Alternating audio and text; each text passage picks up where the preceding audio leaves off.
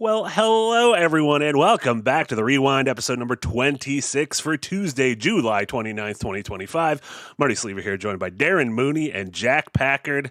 Eric is we're still figuring out Eric's internet troubles. Everything should be fine in the near future, but that is why there's only 3 cameras, and some of them are possibly overlapping. And you know who's going to fix it? Not me. I'm not going to fix that. I'm not going to fix that. But welcome back, everyone. We have an excellent show for you this week. We know what we're just going to do 3.5 hours of Star Trek talk again. It's time for me to really learn about the Kirks and the Spocks. And the rest of those. You're making a teachable moment, by the way. Like, time for me to sit and listen and grow. Yeah. No, I don't. It sounds. I'm sure you guys had a great time. Holy Moses, do I not want to talk about Star Trek for 3 hours? I have an actual time I need to leave today, so we cannot do 3.5 hours on Star Trek. Good. But we can do a tight 320 though. Yeah. Yeah. You ever said we could go over? But yeah, we have a great show for you today. We're going to be chatting about the 2 big movies of last weekend. One in theaters, number 1 movie at the box office, Fantastic Four: First Steps, and the biggest movie on Netflix, Happy Gilmore 2. The sequel to 1996 is Happy Gilmore 7. Sure. One of those years. We're going to be chatting about those and everything else we've watched. Welcome, guys. How are you guys doing? Oh, and also, chat, let me know if our volumes sound good. I know I did a lot of talking up top, but let me know how all 3 of us sound. I can adjust things in the back end. We did it. I'm proud of us. We did it, everybody. No, we're doing all right. right. 2 minutes into a podcast. Yeah. It's all smooth sailing from here. It's fine. You know what? So Fantastic Four, it feels like the last big blockbuster of the summer, which is weird because it's not even August yet. However, Darren, you saw my most anticipated movie of the rest of the summer. You've already seen it and you enjoyed it. I'm afraid to ask which one it is. It was Naked Gun. You saw Naked Gun, right? You enjoyed it. Yeah, Naked Gun. Yes. Sorry. Sorry. This wasn't like gotcha journalism. No, I know. I'm really hoping that he's not going for something I'm embargoed on and can't talk about. No, I saw you post. I can talk socially. I can give my social opinion about the Naked Gun, which is I loved it. I actually had a really, really great time with it. I have the biggest, stupidest grin on my face while watching it. It was just a delight. It is like a reminder of what those movies used to be. And when I say those movies, I just mean the Naked Gun. I mean, obviously, Hot Shots. I mean, Top Secret, Airplane. Mile-a-minute spoof movie that uses this cast incredibly well, that commits the bit, that is simultaneously both obviously very reverential to the original in that that format is timeless, that kind of goofy, silly, absurdist humor. You could do it whenever and it doesn't date at all, but also being kind of modern and understanding that there's a difference between writing for Leslie Nielsen and writing for Liam Neeson, despite their names sounding quite similar, and managing to I think, in my opinion, use that very, very well. I had a really great time with it. I really, really love it. It's kind of fucked up how similar their names are. Right? It is. I mean, we're lucky this one's kind of funny. We're lucky he's kind of funny. Yeah, exactly. It worked out. But yeah, we'll have more on Naked Gun once Jack and I have a chance to see it next week, the week after. I don't know when it actually releases in the States. But a movie that has released, Fantastic Four: First Steps. It is out. Darren has an excellent episode of The Backdrop that he edited as well. He got his fingers all over those pies that you could check out from earlier today. But for folks who didn't watch that, Darren, really quickly, what did you think of Fantastic Four: The First Steps, or the Fantastic Four: by the way, First Steps? Sorry, I'm not serving those pies to anyone. Those are my personal pies. So don't worry about it. If you ordered your pie, perfectly sanitary, nothing inappropriate happened to it. This is not an American Pie type situation. No, I was charmed by Fantastic Four: The First Steps. And again, you mentioned this feeling like the end of the summer. It's a weird thing because the summer feels like it just kind of breezed by, where it was kind of like a passive experience in terms of movies, where it started out incredibly strong, where you had this kind of run out of the gates of, well, first of all, Sinners, which is at the moment my movie of the year.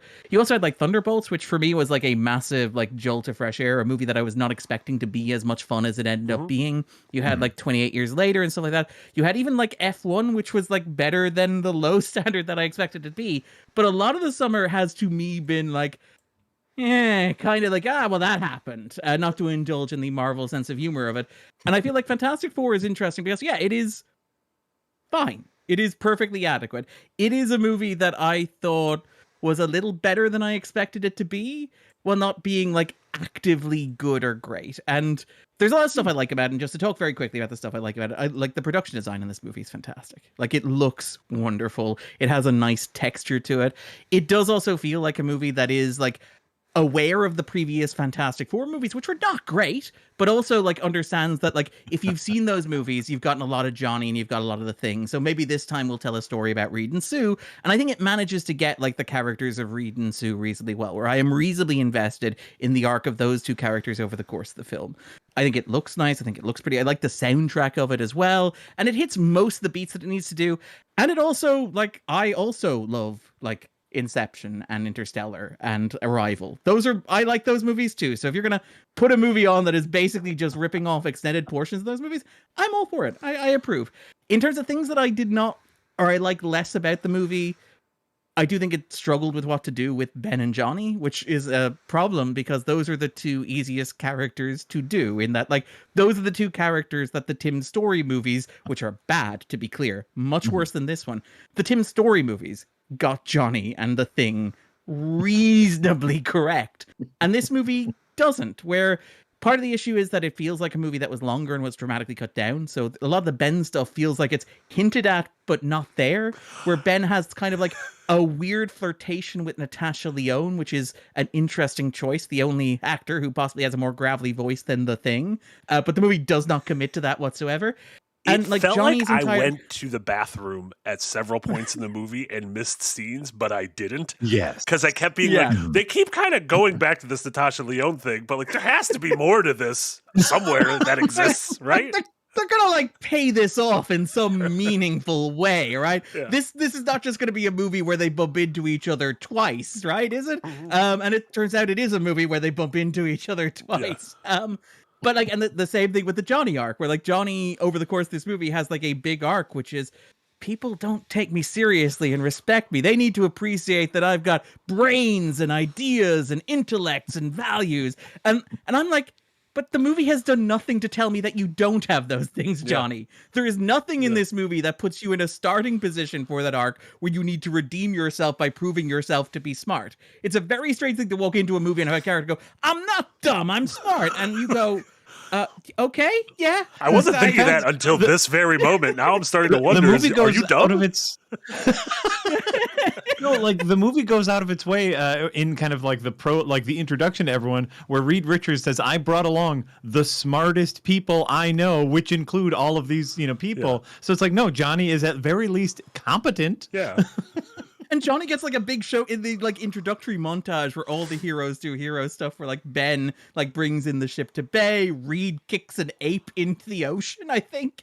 Sue like lifts the train. Johnny is like fighting fires and stuff and saluting our national heroes, firefighters. And it's like, yeah, I'm not getting the vibe of like, well, Johnny needs to sort his stuff out. It's like, what a joke Johnny Storm is. But the movie's like, no, this guy definitely not a joke. And I'm like, oh, okay, yeah. And I do also, to Marty's point, like a lot of the movie does feel like it has been cut down frantically to reach that runtime of 2 hours. It does feel like a movie that was hacked with a chainsaw.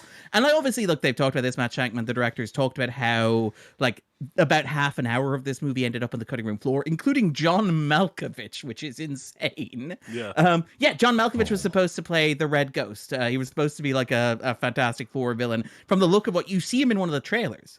And like from the look of it in the trailers, it was going to be like a Hannibal Lecter thing where he's in prison and Reed comes to visit him or consult with him. And I'm like, even if that scene does not drive the plot of the movie on, you have like John Malkovich playing a supervillain in prison teasing your hero. Yeah. Why would you not have that in the movie? Room for that scene? Yeah, at the very least, it's going to give us Con Air vibes. As long as we have Con Air vibes, I'm happy.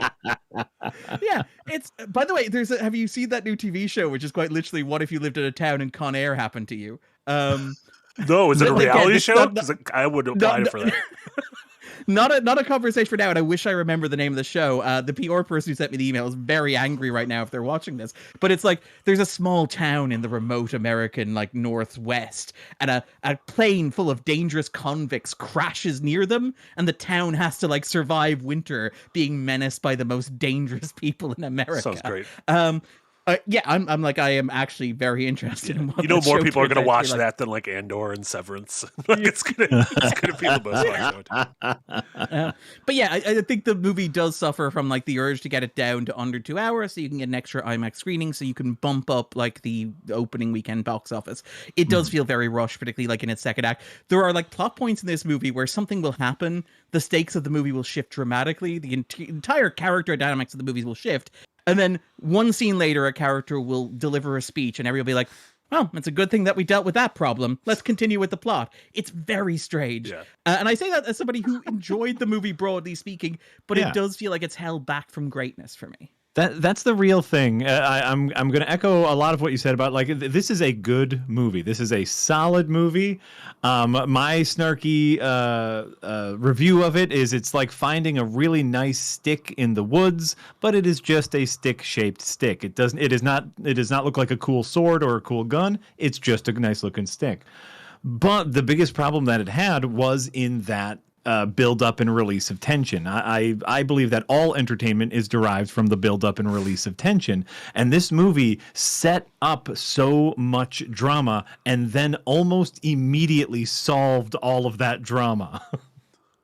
No, there's a scene where like Reed thinks about doing something unmentionable to their son, and like Sue storms off and says, "Don't you dare think about doing something unmentionable to our son." And Reed's like, "You're right. I shouldn't have thought about doing that unmentionable thing." And the movie just drops it. Like it's just done. Sue is pregnant, goes on an interstellar mission. There's a problem. She goes into labor, right? Oh no, that is a huge drama point. While that happens, the thing that lets them travel faster than light gets destroyed. Another huge drama point. But that is solved immediately because they're next to a black hole. Oh, we can fix that. The baby is born. We can fix that. The Silver Surfer is chasing us. We can fix that. They don't give any drama any room to actually grow the tension. It's almost frustrating as you get later on into the movie as they're setting up their big plans that are immediately destroyed. So they set up a second big plan that is immediately destroyed. There's no meat. There is no meat to any of the drama. Yeah, it's interesting to me because it feels like I'm watching a second movie in a series, even though this is the first movie in the series. And like Darren mentioned earlier, there is I'm glad we don't have to see an origin story again, because while not as famous as Spider-Man or Superman or Batman, there have been attempts at this. You kind of get the gist of it. You could say we went into space, got hit by cosmic rays, and we got these powers, and I don't have to spend an entire movie dealing with it, with them coming to terms with their powers and everything. However, it is those little moments where it feels like the characters weren't built up for me to really kind of hone in during those moments of peril. There's kind of just like, oh, we thought we couldn't get pregnant, but now we are pregnant kind of thing. And it feels like that would have been like a big moment if there was an entire movie where they came to terms with the fact that they were never going to be able to have a kid, or, Ben's backstory and finally finding some warmth in the Natasha Lyonne character, or like you said, something where Johnny feels a need to prove himself other than like, hey, I'm going to fuck that Silver Surfer, I think. That was his big motivation. No, I'm pretty sure she was into me. Was Johnny's whole deal. Listen, I got to translate the language just so I could know she was into me. Oh no, wait, her home world didn't get destroyed, and she's responsible for the deaths of billions. Sorry.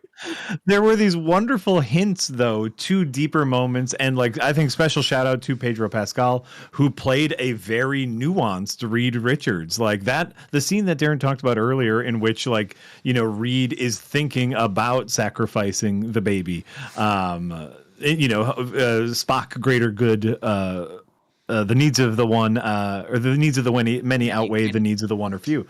And they have a little fight about it, and it's actually a very good and deep, dramatic scene that I really wish would have gone anywhere instead of getting resolved immediately. There's this wonderful back and forth about Reed just saying, this is my, my problem isn't stretchy powers. My problem is my brain. And it's like, oh, that's great.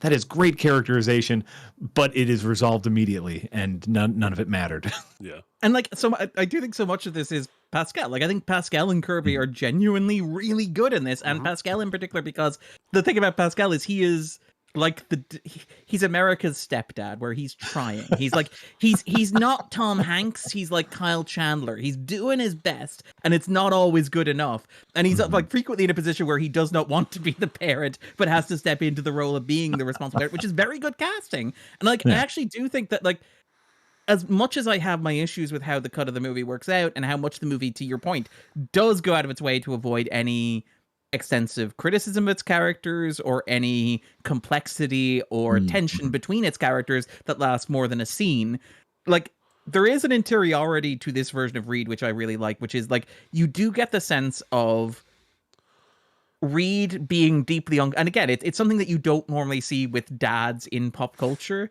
It's this idea of he's about to become a father, and there is part of him that is like really anxious about it because he sees himself as a deeply flawed person. And again, the movie pulls back on this, and a large part of this is down to Pascal's performance. Pascal just being very good at selling this thing, but like, Reed clearly feels guilty about what happened to the team, even though you have like Sue tell him, oh, don't worry about it. You have Ben tell him, you gotta stop blaming yourself. You're not that smart. But he carries that with him. And there is this sense of like, I did this to my friends. I transformed my friends into these monsters.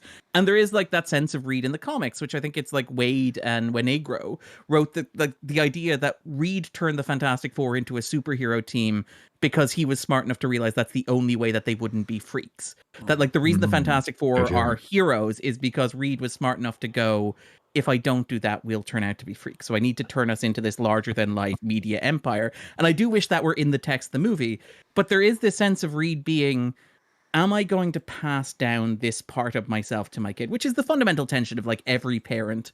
This fear that like your child is going to be, through no fault of its own, the worst part of you. That you are going to give the child something that you don't intend to give it, but which curses it or harms it or imposes something upon it which it does not deserve. And there are, like, the moment with Pascal and the baby where he turns off the device and he says, you know what? I'm not going to try and figure out what you are. I'm going to let you tell me who you... But I'm going to let you tell me who you are when you figure that out for yourself. And I'm like, that is an incredibly sweet, earnest, sincere, well-earned moment that is beautifully performed by Pascal. And to your point, Jack, like, I think this movie is a 3-star movie. If the movie earned that moment in terms of plot and character arc and theme, if it built to it consistently, that would be a 4-star movie, like, out of the gate. Like, 100%. It's like there were so many moments where they were getting close. That I always think about that scene in Forrest Gump when Forrest meets his son. Is he okay or is he like me, right? Which is devastating in Forrest Gump.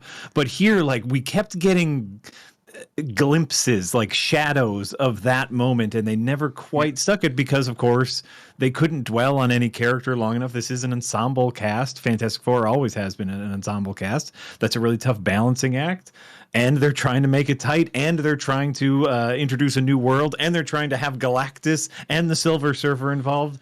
It's a lot. To keep it light as well. Like, I do think there's like, no, but I do think part of the thing is they're afraid to be too heavy or too dark, because it's like, we want people to have fun, and it's like Pedro Pascal sitting in the corner brooding about how maybe he doomed his kids. Not the right time. Even like, again, I know that the trailer is the trailer and it's not the movie, but if you look at the trailer and you look at the film, so much of what they could add in the trailer is Reed like explaining that he summoned Galactus. And there are hints of that in the movie where you have like Mole Man's big thing at the start of the movie is like, Reed Richards brought this upon you with his pursuit of progress. And there is in the trailers a moment where Reed goes, I sent signals out into the void and this came back as an answer to me. And there is a sense of like, for me, it feels like a better, more thematically consistent version of this movie where it is Reed is like, his hubris have I doomed my kid? And so he's like, should I give up my kid? Like, is that the pound of flesh I should pay for this? Yeah. But also not even the pound that I pay. It's like my sins are being visited upon this poor innocent child because of me. And it's like, that is a heavy thing to put in a movie. And I understand why they cut that out. But it's also like, that is a character. That is, to Jack's point, that's a character arc. And that is tension. And that is drama. And the movie seems afraid of like a lot of that. It also didn't... I feel like it suffered in those edits, not only big things being cut out like that, like real threads, but just it didn't feel like any of the scenes of the four of them had a chance to just breathe. Like they didn't have a dinner together where, things, you get a little bit of insight in all of them. There's a kind of a curve to the dinner, things bubble up. Like, say what you will about Superman. I really like that scene with Superman and Lois where she's interviewing him and you like over the course of a single, 5-10 minute scene, like you see the full arc of their relationship. And even Thunderbolts, I think had that in the, when they get picked up in the limo, even like when they're driving, when Red Guardian shows up. And it made me it kind of linked with, I saw a post going around it was just showed a clip from Fellowship of the Ring where it's when they're all on the boats and there's those two giant towers, or not towers, two giant statues, and the river kind of goes in between those two statues and they say, oh, these were the warriors of old or whatever. And it's like a 3-minute scene of just them marveling at the sights around them. And I wish these movies did that. Like, give me something that looks so spectacular or a scene that means so much that the characters just sit and kind of stew in it for a moment. I mean, this is one of my big issues with this and Superman and like so much modern superhero stuff is that there is no space for wonder. Like this movie like you're right. We do not need to see the origin story of this like team. We know the origin story, but like it comes in at the end. It's very much like the Fantastic Four have been around for 4 years. They have solved everything. By the way, all of their iconic foes, like, Doctor Doom, the Mad Thinker, Mole Man, Diablo, Wizard, Puppet Master, Red Ghost, those were all dealt with off screen, so you don't have to worry about that. Isn't it great that we live in this perfect world that the Fantastic Four have created for us? And it's like, I kind of like that as a hook for the movie, as like the backdrop piece goes into, which is the backdrop piece is like the superhero genre is so dominant that what happens when you introduce existential threat into that, whether that threat is the birth of a child or like death. But I do also kind of wish that you got a bit of like, but isn't it weird that we live in a world that has been reshaped by a man who can stretch, or a woman who could turn invisible, or a man who can set himself alight, or a sentient pile of rocks? Like it is that thing like we talked about with Jurassic World, I think a couple of weeks ago, where the greatest special effect in the Spielberg Jurassic Park, the dinosaurs look fantastic. Shout out to everybody who worked so hard on those. But it is the reaction shot. It's the zoom in on Sam Neill's face. And it's the close up on Jeff Goldblum laughing to himself going, he did it. The crazy son of a bitch did it. And I do kind of wish that we had a modern superhero movie that captured that, where even like Superman is no longer special or exciting. He's just a superhero in a world full of superheroes. And it's like, I kind of want you to give me a selling point. I want you to like tell me why these guys are special. And they should have been floored when they saw Galactus. They should have been like, that dude is very big. Like they were not amazed enough by like, he is so large. I do love the idea of like Reed just like pausing when Galactus reveals himself, like doing a little huddle with the other three members. Being like, I think we should go back home. This was a terrible idea. He is so large. I think we should also like kind of pivot a little bit into more things that we did like about the movie, because this does seem very negative, even though like at least Darren and I have been on record. We think this is a good movie. Marty? Oh yeah. Are we Nuncha Crunch? It is my second favorite superhero movie of the year. Oh, yeah. Okay. It is under Thunderbolts, but I enjoyed it more than Superman and far more than Captain America. Oh, interesting. I genuinely enjoyed Superman more than this, but that's okay. We won't relitigate Superman. Oh no, I'm also positive. I'll leave the room. Sorry, I'm also a thumb up on Superman got a thumb up for me as well. You can't see me on camera, but it got one thumb up. But I'm afraid to put it up too high because I don't want Darren to bite it off. No, I'm kidding. It was an incredibly civil conversation. I think to me the big problem with this movie was Galactus, or Galactus and Silver Surfer.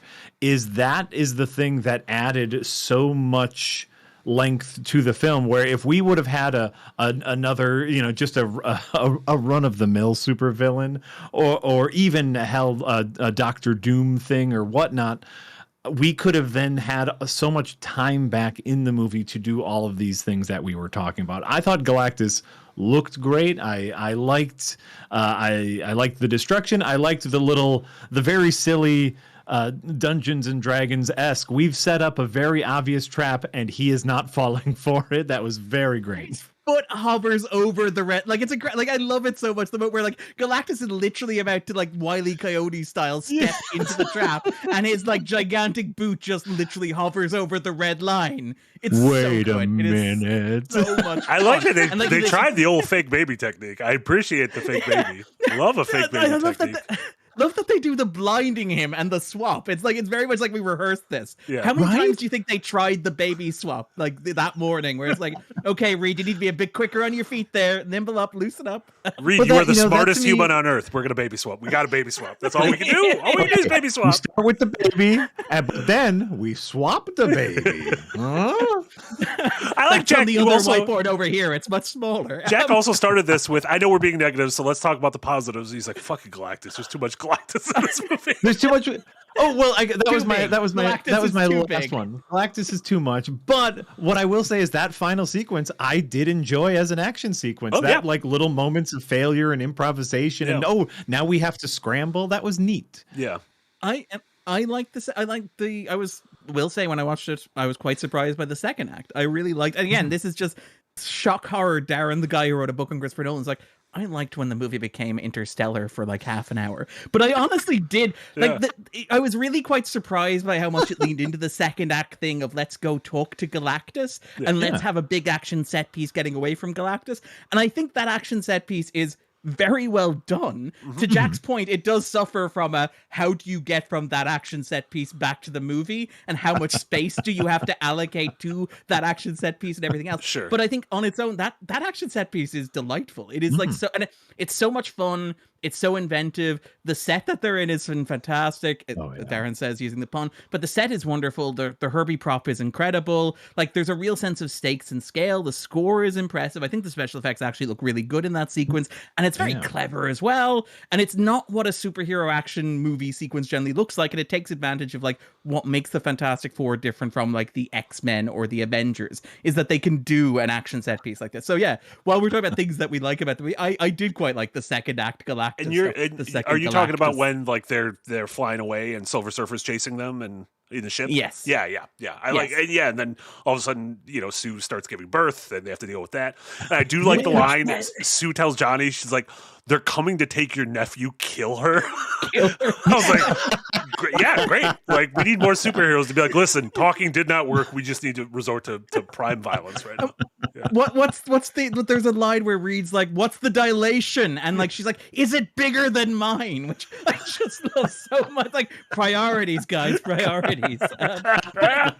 And like to Jack's point, like it does rush through all that stuff so quickly, but you get lovely moments like the moment where after she's given birth, Sue goes invisible for a moment because it's reflexive. And you have the moment of Reed holding his invisible wife, touching her, knowing that she's there. And it is like a really wonderful, small, tender moment that I kind of wish that like more of the movie was allowed to breathe like that. Yeah.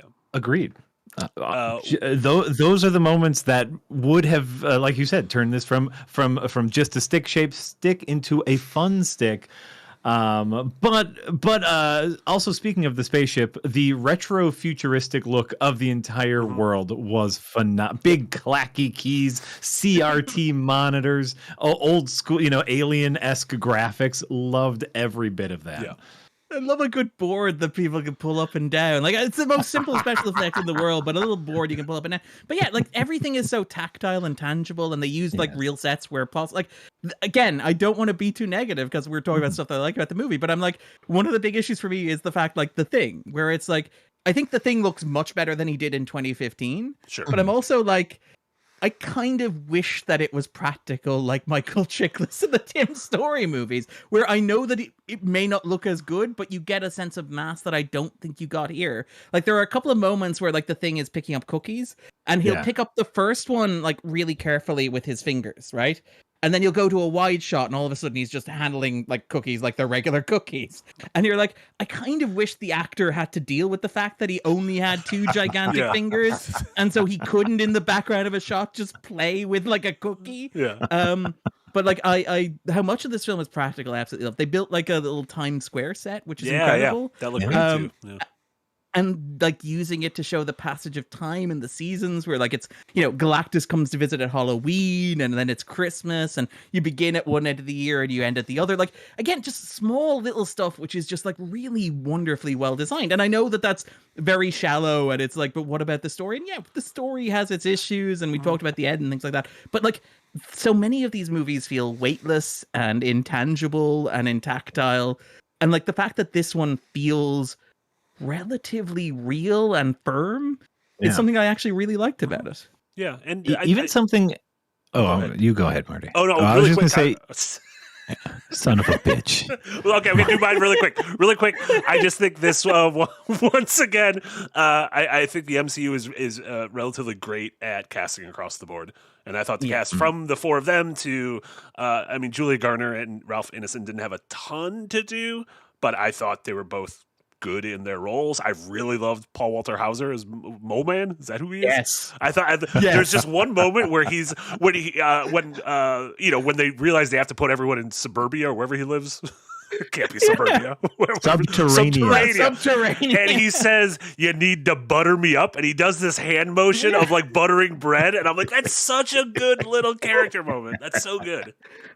But like, and again, the whole fact scene, that he's such a weirdo. Like the thing that I love about Mole Man is that like he is such a weirdo in the way that comic book characters are allowed to be weirdos. Where because like Marvel comics have run so long, you no longer have like the clear delineation between heroes and villains. Where there are heroes and villains, obviously, but there's a lot of characters who are just this one guy has a hyper specific interest and has gotten so into it that he's lost any sense of reality. And like Mole Man is like one of the rare times in a superhero movie I've actually seen that literalized. Where like Mole Man might be a villain at the start of the movie where he's arrested, but by the end of it, he's just a guy who likes holes. Like, he's just a guy who's really into holes. And it's like, him and Sue clearly have like a good relationship, whereas he fucking hates Reed. And I'm like, yeah, I get that too. Yes. I totally get that. But and again, like it's weird that we live in a world where like even the Fantastic Four in an alternate dimension don't have the rights to use Namor or Doctor Doom. But Mole Man is like both Mole Man. He's Namor in that, like, he clearly gets on with Sue a lot more than he gets on with Reed, and he's Doom in that he fucking hates Reed. It is so interesting. The character ends up being this combination of like all these weird supporting Fantastic Four characters who are sometimes villains, but are sometimes anti-heroes, but are also just sometimes part of the larger family of this unit. And I loved him so much. And the fact they give him the silly Mole Man glasses and are not like embarrassed or ashamed of it. And they don't make a big deal of it. Nobody comments on how stupid his eyewear looks. He just says, "Can you turn the lighting down, Herbie?" By the way, production design choice I love. Herbie's eyes are tapes. Like it's such a wonderful design choice where Reed just swaps him from domestic mode to space mode by swapping the tape. Like again, the production design in this movie is fantastic. And Paul Walter Hauser's incredible. Like I love this so much. Absolutely. 8-episode Mole Man Disney Plus TV show now. I would 100% watch that. They're calling it Disney. They're calling it Marvel's Andor. A special shout out to whomever animated the sequence in which Galactus scoops up the Earth and sniffs it. Like he doesn't eat it. He's just like he's taking a moment. Galactus, eternal, cursed by eternal hunger or whatnot, just takes a moment to savor his food before he eats it. And I know we. A lot of the discussion about is the over CGification of everything, but like I think we should take a moment to recognize the artists that made that and made it look really good. Yeah. And I suspect that came from Ennison, where Ennison was in a practical suit that they modeled obviously for CGI and stuff. But like Ennison, have you listened to Ennison talk about his process for this? Like it's pure actor brain stuff, and I love it so much. Where Ennison was like, how do I get in character to play Galactus, a man who like devours worlds? And he would apparently just like go to skyscrapers and go up to the very top of skyscrapers and stand on the edge and just look over cities and pretend that he was the entire building. He would be like, what would it feel like to be a being this large? To get into the head of Galactus, I'm like, that is such a great actor-brained approach to this. Like, like you're not being an asshole to anybody. You're not being a jerk. You're not being an inconvenience. You're just like, how do I get inside the head of Galactus, devourer of worlds? And it's like, I think I've got it. And I love it so much. And how much dirt can I eat before I make myself sick in order to get to this role? I lived on a steady diet of world for like 3 months to get into character. But I think he's good, and I think like Garner is good as well. I don't think the characters are particularly well drawn. I don't think the movie's particularly interested in their characters, but I do think like they're doing good work with what they're given. And like Garner, again, to be very shallow, has incredible cheekbones, which is like 90% of what the Surfer is. There's this moment where the Surfer is introduced where the camera just pans around the Silver Surfer's face, and like somehow it rotates like 90 to like 130 degrees, and it's all cheek. And I'm like, that is incredible. That is why you cast her in this role. Absolutely. Yeah, they're her weapons. She's also the star of the movie Weapons that comes out in a few weeks. I'm very excited for Weapons. This movie, I would say, for the most part, is its own thing. It doesn't feel like you need to have watched anything in the MCU because it is quite literally in its own little pocket universe, different Earth, up until the end credits scene. So, like, what did you guys think about its kind of singularity as just a movie? But then right at the end, clearly being, but turn the page and now we're Doomsday coming next year. It is insane that like before the movie came out, they were like, by the way, Mr. Fantastic is the head of the Avengers in Doomsday, and it's like you're betting all of the house money on a character whose movie has not come out yet. Is that where we're at? Like that is the vibe of it, where it feels like this movie is a fun, enjoyable, largely throwaway, and I don't mean that in a bad way. Like some of the best MCU movies are the ones that are least connected to the larger shared universe. I'm thinking of like the Guardians movies, for example, or Thor Ragnarok outside of the closing credits. But like this is a movie that feels like it was designed to be like an easy one, a casual one, a throwaway one, the one that you can go and see if you don't like MCU movies or you feel like they've become homework or whatever it is. But it feels like because of the pratfalls that have befallen the brand in recent years, where, you know, obviously we've lost Boseman, it feels like Larson is no longer interested in like being the face of the MCU. Tom Holland is like busy making Christopher Nolan movies. Whatever happened with Jonathan Majors, which we don't need to go into. It does feel like all of a sudden all of the like the chips and the house money have ended up on this movie because it is the last Marvel Studios movie before the next Avengers crossover, so it has to be this movie.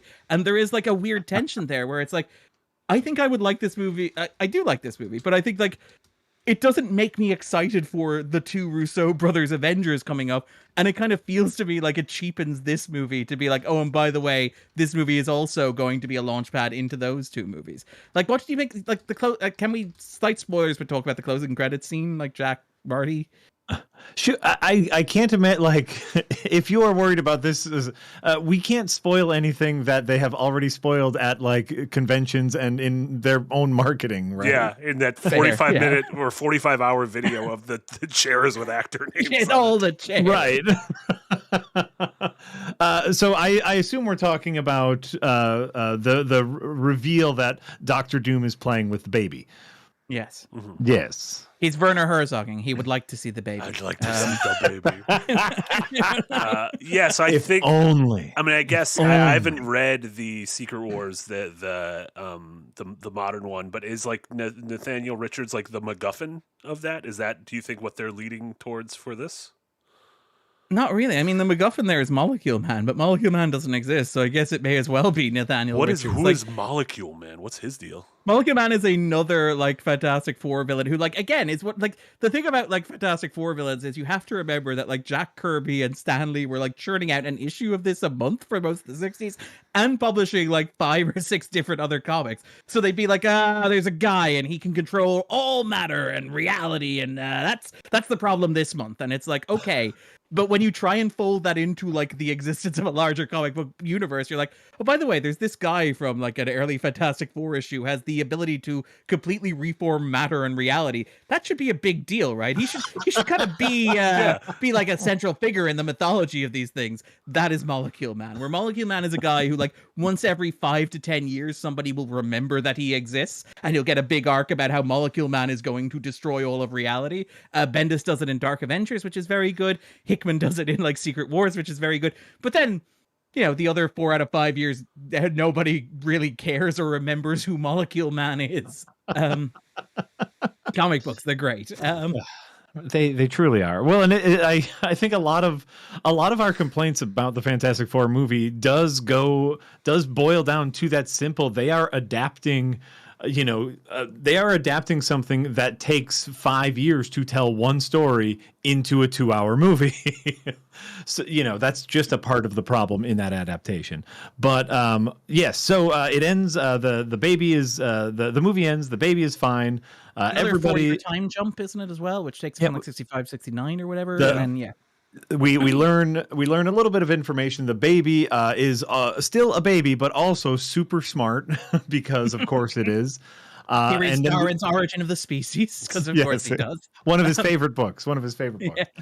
And we cut to a green cloaked figure holding a Doom mask, getting close to the baby. Hard cut to black. Yeah. And assuming Silvestri's score called Doom plays over it, and I'm like, I wonder who this could be. That was Matt Shakman's confirmed that was directed by the Russos. So that, again, like the post-credit scene of Thunderbolts, which we'll have to figure out how that works. I thought in this movie they would get stranded in, like, it would end with them in the new dimension, but they aren't yet. So. I'm kind of glad the movie is self-contained. Like, I'm kind of glad that it doesn't end on a cliffhanger that makes me need to go and watch like the next Avengers movie. Like that, like if I cut this movie off at the start of the end credits, I'm like, well, that was a really nice self-contained adventure featuring 4 characters who I really like. I don't need to think about this at all. Whereas I would be kind of mad if I got to the end of it. It's like, and they hopped on a rocket ship, and you can see them next December if we finish the script. By the way, the movie is almost finished production. Every actor who is like Rebecca Romaine Stamos, which I'm like, do we really have to keep covering her in blue? Can't she just not be covered in blue as Mystique? But she's like, oh yeah, they're still finishing the ending. I'm like, what do you mean they're finishing the script? Like, why isn't it done? How have you not figured this out? Right. My favorite part is the bit where they're like, "Are you finished shooting?" And she's like, "I don't know." No, I don't know. Like, it's not even like no. It's like, I don't know. Maybe.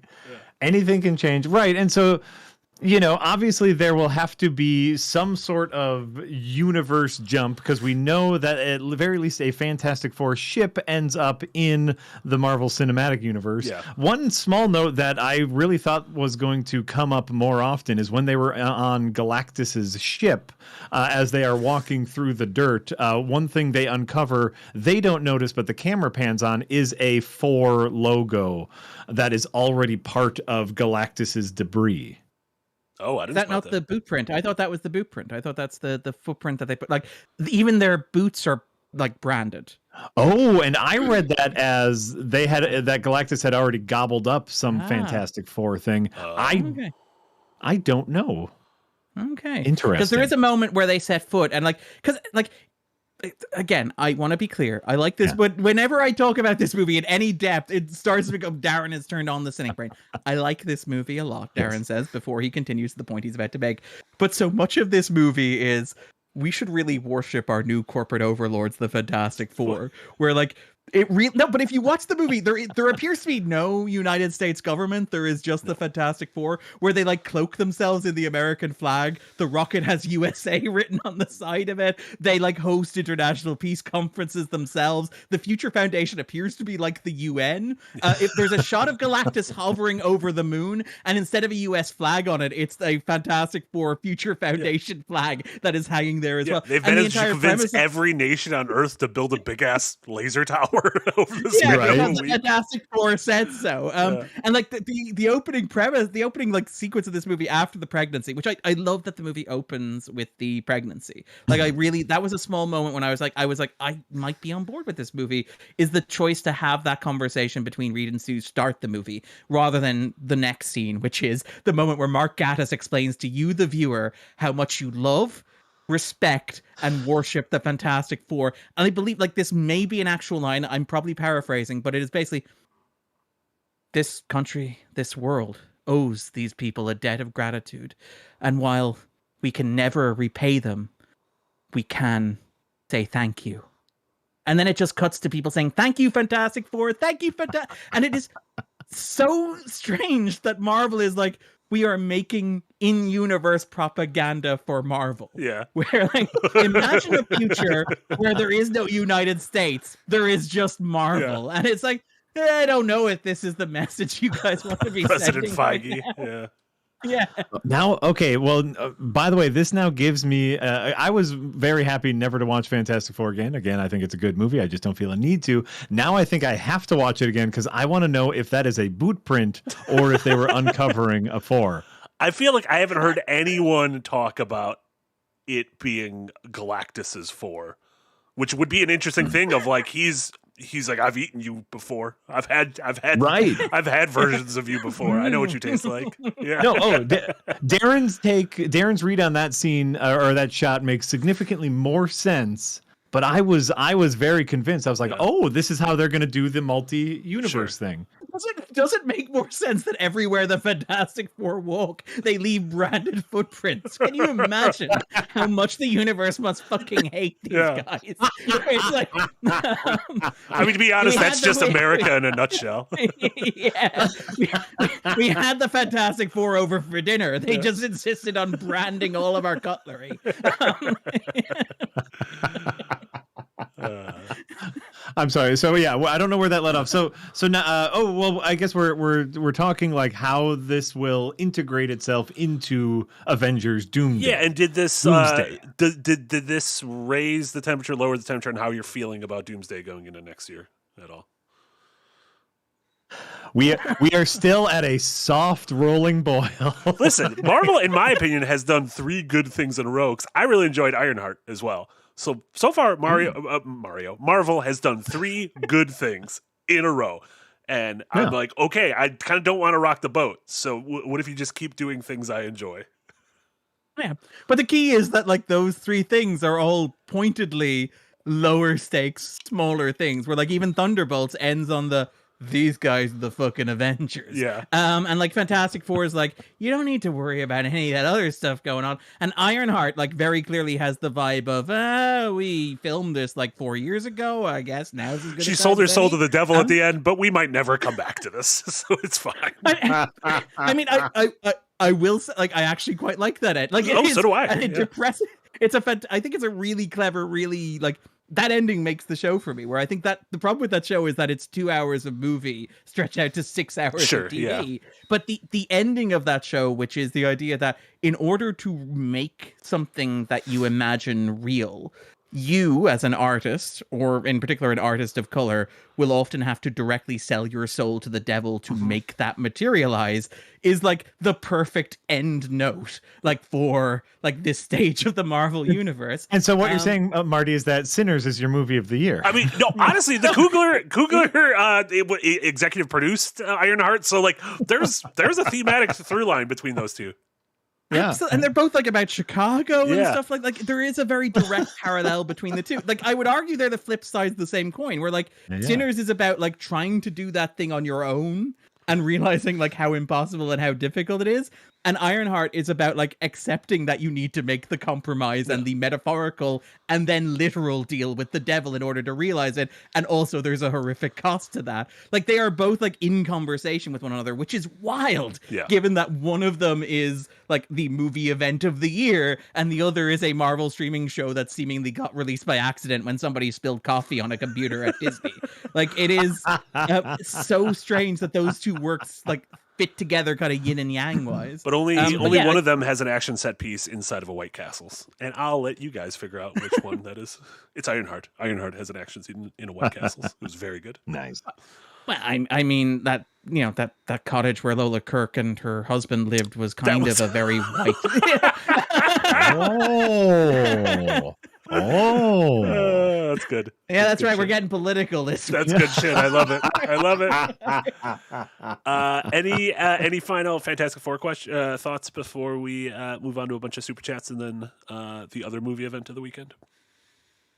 Love the music again. I think I mentioned it before, Giacchino. But I like Giacchino. Like, and the fact that he gives them like again as. This is the counterbalance to me being cynical a moment ago and being like, I find myself raising an eyebrow at how much this movie is about how good the Fantastic Four's branding is. But the fact that they have a theme song that builds to the words Fantastic Four, I kind of love unironically. Like I'm like, more superhero movie theme songs should have the name of the superhero in them. Mm-hmm.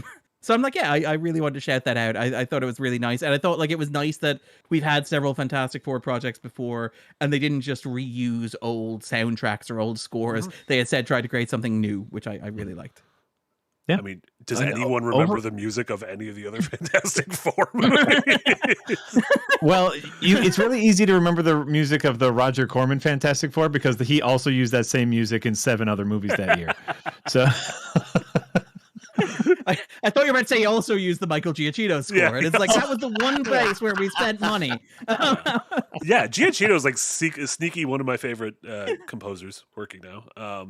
His stuff like on his music in the Batman was so great. Obviously, his Lost score is legendary for me. His Star Trek themes for the Abrams movies as well, which again does that thing that I like, which is the Abrams movies do use the classic like 1960s Alexander Courage like Star Trek theme at the end. But they have their own musical themes within them where you can like hum the enterprising individual's theme from the Abrams movies and recognize it as belonging to them in the same way you would hum the theme of Star Trek The Next Generation, Star Trek Deep Space Nine, or Star Trek Voyager. Sorry, Marty, we're doing this and I apologize. Don't worry, there's only like 90 minutes left. Listen, it kind of works because you're talking about Giacchino who is so integral to Lost, so I'll allow this one. You're on thin ice, Mooney. You get away with it. But like I do think that like again, Giacchino is a composer who does his own like he's obviously very heavily influenced by 60s music and stuff like that. He's a very good fit. This movie very consciously wants you to be thinking about The Incredibles while watching it. The trailer is quite literally, hey, we made a live action Incredibles. That movie that was a cartoon Fantastic Four. What are the odds? But like it is a very smart choice that I think works really well. And I think Giacchino is I think he is a massively underrated composer who I think is getting to the place where he deserves to be in a conversation as one of the greats up there with Hans Zimmer or whatever. Yeah. Give it a couple of years, but I would put the chip down now. You know what also sneaky? One of his best scores? Land of the Lost. And that is a movie that I have probably seen 10 times that I fucking love. The Will Ferrell, Danny McBride. Land of the Lost from like 2008, 2009. I sneaky love that movie. Is the ape, isn't he? That's right. Ape, yeah, as the weird Neanderthal man. What a movie! Who's the woman? Is it Amy? It's not Amy Adams. No, it was from Pushing Daisies. Anna Friel, I think her name. Anna was. Friel. Okay, yes. Yeah. There you go. So next week's main topic will be Land of the Lost. So everyone do your homework. Let's go. We're getting into August. We're getting into August. Listen, we don't know what to do. We just shit his weapons out yet. Going over some super chats quick. Quintuple, thank you so much with a trio of $5 donos for Darren. Darren, I am sorry for encouraging Andrew. I just like seeing fandom pop up in unexpected places. Is Quintuple giving sneaky donos in other places? No, he mentioned the 250 like Andrew's like basketball. Oh, that's right. Thing. Yeah. And I made the mistake of telling Andrew that people like those. That was an Oh, error and of then- judgment on my part. I only encouraged him. Nice. And Don't then, give positive feedback. no, only negging here. And then Quintuple says, Jack, did you come up with the term isekai dartboard? If so, may I license it? I love that term. Several people commented how much they liked it. Oh yeah, that was. I mean, obviously, that's turning something into a dartboard is a general thing. But Sure. yeah, Marty was explaining one of several animes to me last week, and I said you might as well put random words on a dartboard and make an isekai dartboard. That is free to use. Use that as you will. Just attribute me, of course. Yeah. Darren, the anime specifically I was describing is called Turkey with an exclamation point, and it's a bowling anime. And it starts off and it's very sweet. It's just like high school girls bowling team, and they all have very different personalities, but they're trying to stick together through it. And in the last seconds of the first episode, a weird relic gets hit by lightning, and the girls get transported to like the Sengoku period. And so what is 99% a heartwarming story about a bowling team, they then get transported into the past. And have to use their bowling skills in ancient Japan, and it's that is some like dartboard bullshit. It comes up more often than you might think. These skills come in handy quite frequently. And then Quintuple, to me, just does the Titus laugh from Final Fantasy X, which I could never replicate. It's too good for me to replicate. Sure. But that boy loves laughing. He loves laughing. Aqua Dan with a $2 dono. Thank you, Aqua Dan. I am paying for Eddington discussion, please. Darren, have you seen Eddington yet? I have not. It's not here until the 22nd of August. Unfortunately. Oh, I didn't realize really that. Looking forward to it. Jack, you should get, if you get a chance, you should watch Eddington, and then we should have a discussion on it once Darren gets to see it, because it is a lot of movie. Yes. It is. Oh, I'm very much looking forward to it. So yeah, we'll have to wait till later in the month. Yeah, it is. You're like Beau is Afraid, right? If I remember correctly. You just said did, you never wanted to watch it again. And this feels like less. This movie is still insane, but it is. You're able to track it more than Beau is Afraid. By the end, there's no like large anthropomorphic penis in this movie. Sadly. That's why it only gets 3 stars. That's why it only gets 3 stars. Sorry. Sussy Guru. But yeah, very excited for it. Yeah, it's weird that it comes out a full month later for you guys. Well, Materialist is the same thing. Materialist is releasing over here in 2 weeks as well. Like there is this kind of staggered release over here. I think it's to let the movies build word of mouth online. I wonder if it was like let everyone see Pedro in Fantastic Four, and then you can get his other 2 movies. Yeah. A lot of Pedro, by the way. Just a lot. Yeah. A lot of Pedro. There's a lot of them. I mean, the right amount of like again, like it's weird because you would assume that there would be a market saturation point at Pedro Pascal, but it's like no, you could just keep cramming this guy in. It's just also like he didn't realize these movies were all going to come out at the same time in The Last of Us. Like these are like his work of the last 3 years of his life. He didn't realize it was all going to get like vomited at the same time. And look, he's in The Mandalorian and Grogu next year. So yeah, possibly one of next year's biggest movies. Speaking of Fantastic Four, Ralph he's Ineson, in. He's in, yeah.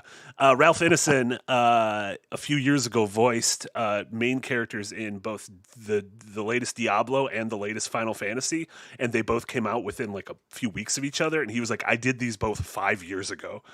And it's really weird that they're both just coming out at the same time now. So, yeah, weird how that Sussy Guru with a €5 dono. Thank you so much. But what did Darren think of the new Smurfs movie? There's a new Smurfs movie? There is indeed. Rihanna's Smurfette, as every advertisement for it tells me. I unfortunately had to skip the premiere of that because I was working on the backdrop video. I mean, I don't know which one of us lost more on that one. But yeah, I did unfortunately have to skip that one. So I have not seen the new Smurfs movie. Darn. I know, darn tootin'. Papa Smurf is missing, I think, is the hook this time, and it's all CGI. There's no like real live action Hank Azaria or Neil Patrick Harris, I believe. But that movie is going to quietly make like $300 or $400 million, and like Paramount are going to be very, very happy with it. I literally didn't know this was a movie. It's directed by Chris Miller, inexplicably. What? There we go. That's the reaction I was looking for. Yeah. This is why I wanted to see it and couldn't. I actually did want to see it just out of curiosity. Rihanna's Smurfette, Chris Miller is directing, and we're rebooting Smurfs. The kids hunger for Smurfs. Theoretically, then this will be like everyone who has a kid under 10 will watch this movie 18 times over the next year. Sure, yeah. That's fair. Yeah. Oh, wow. And nobody, and to Marty's point, nobody will know that this exists is the thing, but it will quietly make, like, what's it at now?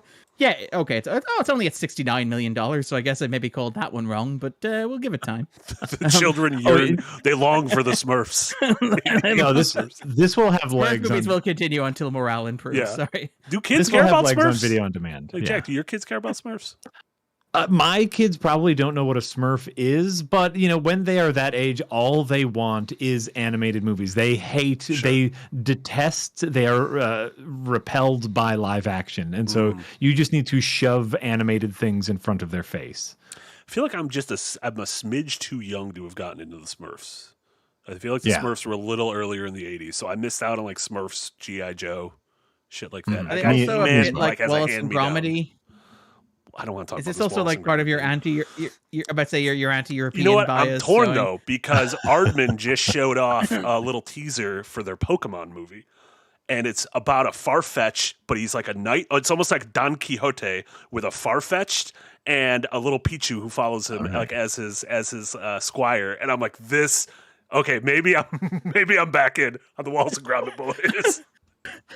But like all they have to do was adapt a Japanese property. Oh my God. All you have to do is tell it to me in Pokemon, baby. So there you go. Jombly in the Green Gang, thank you so much, Jombly. My favorite Tuesday pod with the best trio of them all. Thank you, Jombly. Murray the Demon Skull with $2 Canadian. Looking forward to a tight 150-minute discussion. Listen, we're making great time. Time. We can't have that much to say about Happy Gilmore. I can't imagine. We learned nothing about hubris, Marty, by the way. We're making great time, he says, an hour into the podcast. We're making great time. That was one of our two big topics. We're fine. Kid Barchetta with a $2 dono. Thoughts on P::KOK's new ending? Jack's worst fear. P::KOK. Do we know what P::KOK is? You gotta no. I tried to. Oh no! Don't try to Google it. It says your file can't be accessed. What does that even mean? Don't try to Google it. Okay, hey chat. I'm going back to live chat. Predator Killer Kills. You can't use us. You gotta type out the thing. Yeah, I thought that one you gotta type out. I thought Peacock was like. Yeah, a streaming service that is enjoyed by people who like to watch the Olympics. So for folks who don't know, there was a Comic-Con panel for Predator, and they showed off like some of the Predator Badlands the movie coming out later this year. But they also showed there is a new ending to Predator Killer of Killers that is now available on the streaming version, and they put a computer-generated Arnold Schwarzenegger and Danny Glover in. Great. The end shot of Predator Killer Killers. Great. You didn't need to do this. The one thing I gave it credit for is like, hey, we're not doing too like obviously I loved Killer of Killers. I think it was a really fantastic little animated movie, but I was like, hey, you get bonus points for not dipping too hard into this. Oh, you did afterwards? Great. Thank you. Yeah. Thank you. You get credit for the thing, and then you also get to do the thing. It's like a little disappointed with that, I have to say, but still love the movie and still very excited for Badlands. Loved the trailer for Badlands. Yeah, the trailer's really cool. Badlands looks legitimately good. I'm still going to be excited about it, but now you get some marks off for all future Predator projects. Wow. I like that. This is how it works. It gets deducted going forward. It's like you're -5 Jack credits right now. You got to work your way Darren, if they can add it, if they can add things going forward, I can subtract things going forward. That's just how math works. That is how math works. Addition and subtraction. I mean that is what Pedro Pascal was doing on that blackboard, I assume. his Fantastic Four branded blackboard using his Fantastic Four branded magic markers. Yeah. Oh, hey, by the way, going back to Fantastic Four for a little bit. Did you figure out the boot thing? We're making great time, Marty. Jack's like, I torrented the movie. The live chat is very on Darren's side, and I'm that it is 100% a boot print, and I'm here for that. No. One thing I was going to say is, in general, stretchy powers in live action things look dumb. And the Fantastic Four did a really remarkable job of limiting the amount of stretchy powers they showed because they know that it looks dumb. Yeah. So great job. Because they have a limited budget, and it does feel like they're again to give Marvel credit where credit is due. It does feel like they've realized that like one of the big issues is the amount of money that they spend on post production and trying to minimize that. So like the film is very consciously designed to minimize the use of Reed Richards' powers, where like you'll get a couple of nice shots where he'll stretch. There are a couple where I'm fairly sure they just do like a focus pull with his hand, which is a very nice technique as well. There are moments where you can tell that it's being composited from two shots of his hand as well. And he only goes like full proper stretch towards the climax of the movie, and it's only very brief.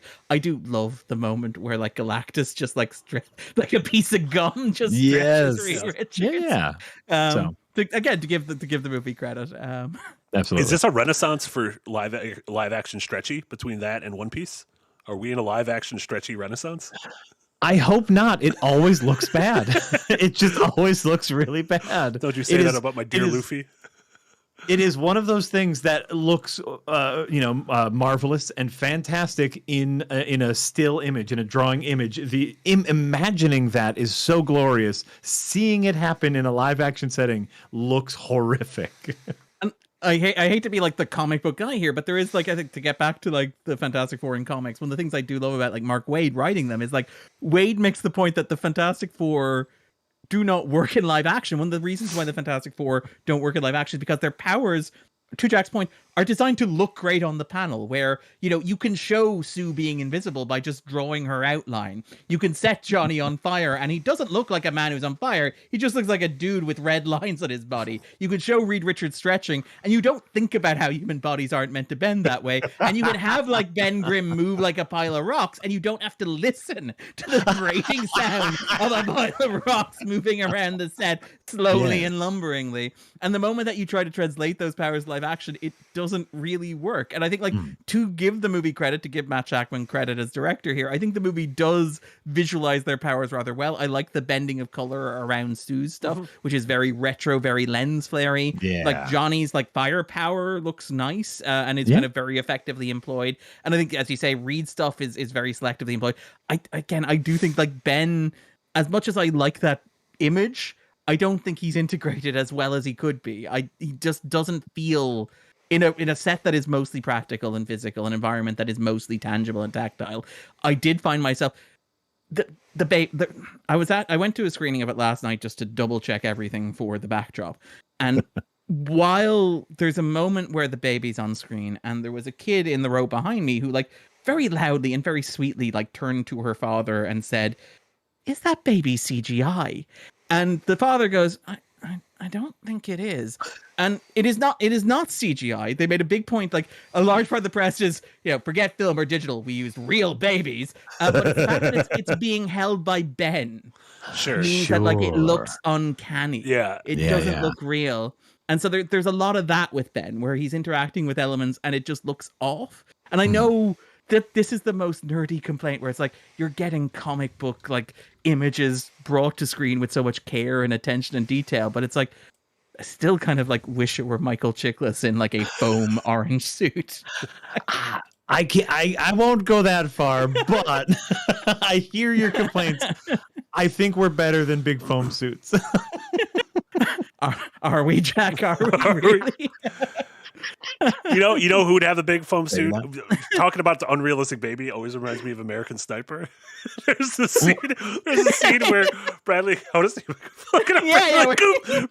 has a baby, and it is so clearly a doll. And Clint Eastwood is just like, "Fuck it, we have lunch today, so we're not going to film this again. We're going to do it once." It is great. Good. Also, that movie made like $1 billion, which is insane to me. What is going on?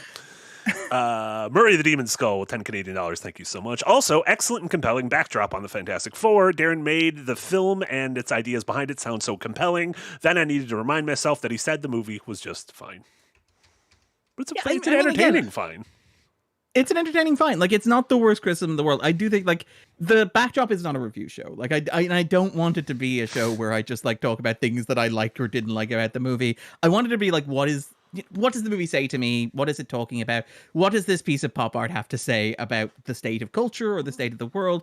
And like sometimes things that I don't like have things to say that are interesting, and sometimes things that I think are okay are saying like really interesting things. Where I think like the Fantastic Four is, I think it's a fun movie to watch, but I think it's a really interesting movie to think about and unpack and explore, where you're like, why are they making all these choices? Why are they doing this thing? Yeah. Why do the Fantastic Four have like boots that leave their footprints behind them?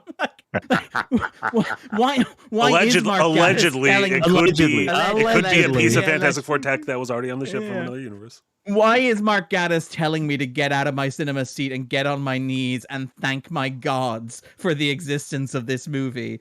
And like that's just fun to explore and unpack and go, there is a reason why this is happening that exists outside the confines of the movie. But yeah, no, the movie's not bad. I've sat through a lot worse this year. And I saw it twice, so it can't be too bad. Mm-hmm. Well, and as a reminder, even movies that you don't like can have interesting or good elements to them. Like it is not always a one-to-one. Movies that I will, that I think are bad movies have really fun ideas and concepts that maybe weren't explored perfectly, but it's not an equal, or it's not a.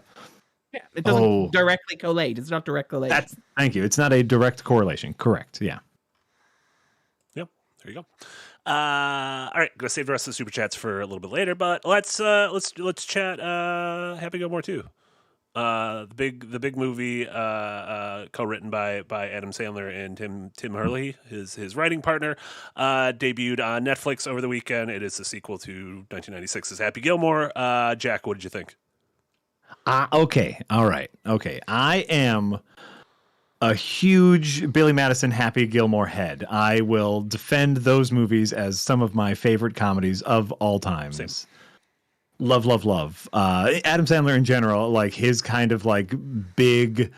I don't even know how to label his his comedy screams the punchline at you. It also screams the setup at you. It's my style of comedy. I really, really enjoy it. I think Happy Gilmore 2 is significantly more fascinating than anyone is giving it credit for, as I think it is right on the razor's edge of a really interesting and deep, also a very funny sequel, while also being 50% nostalgia slop. Mm-hmm. And it will wave wildly between both things, where it loses and gets me back several times throughout the movie. I watched it. I laughed a lot during it. I enjoyed a good amount of the movie, while also admitting that overall it is a bad movie. And not so bad as a good movie. I think it is genuinely, like on paper, mathematically, a bad movie. But real fun and interesting things in there. Darren, what did you think? I mean, I'm more interested to hear you and Jack talk about it, because you are the two like Sandler heads here, and I always feel like I'm kind of like a passenger along for the ride. But like, I think what I found really interesting about Happy Gilmore 2 is Jack mentioned the razor's edge that it's walking, and he's right. But I also think like the razor's edge is also between, he mentioned like the nostalgia slop, where this is a Sandler vehicle, and I'm actually like surprisingly more tolerant of the nostalgia slop here than I am in like corporate IP, like, like the Marvel stuff, or, sort of like, Ghostbusters or whatever, because like this is Sandler making sure that all his friends are employed and get royalties and get residuals, and like making sure to bring back people that he cares about and people that he's worked with.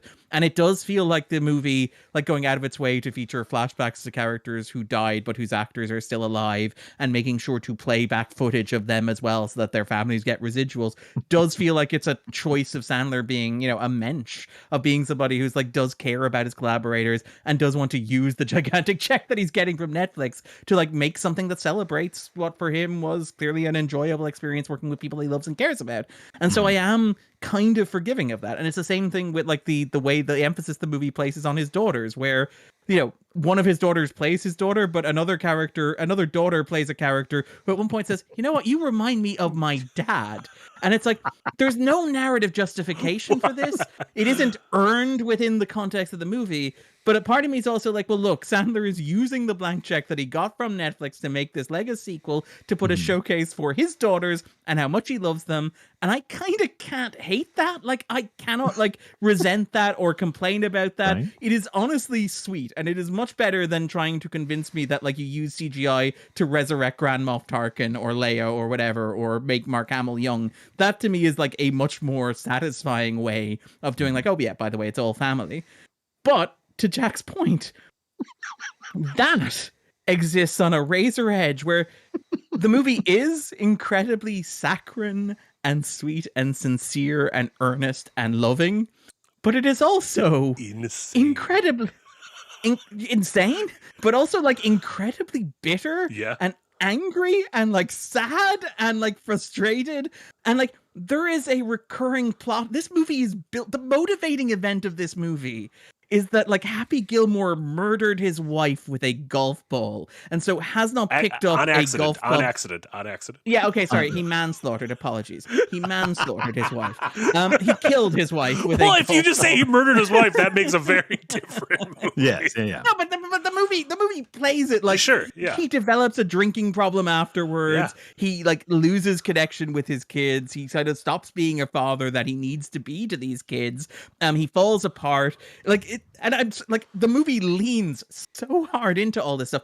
Like part of it is funny. Like I do like the recurring joke of everything being a liquor flask. That joke gets me every time. Hilarious. It pops up in the movie. Yeah. But so much of the movie is actually very sad and very pathetic, where like he has the moment where he like gets back on the course and you're like, okay, this is where we're in a regular 90-minute comedy. We would begin a montage here that begins with him training and ends up with him back on the horse, but it just ends up with him failing even worse, like being sentenced to go to counseling and like ending up at an even lower rock bottom point than he was when he was working stacking shelves at a convenience store.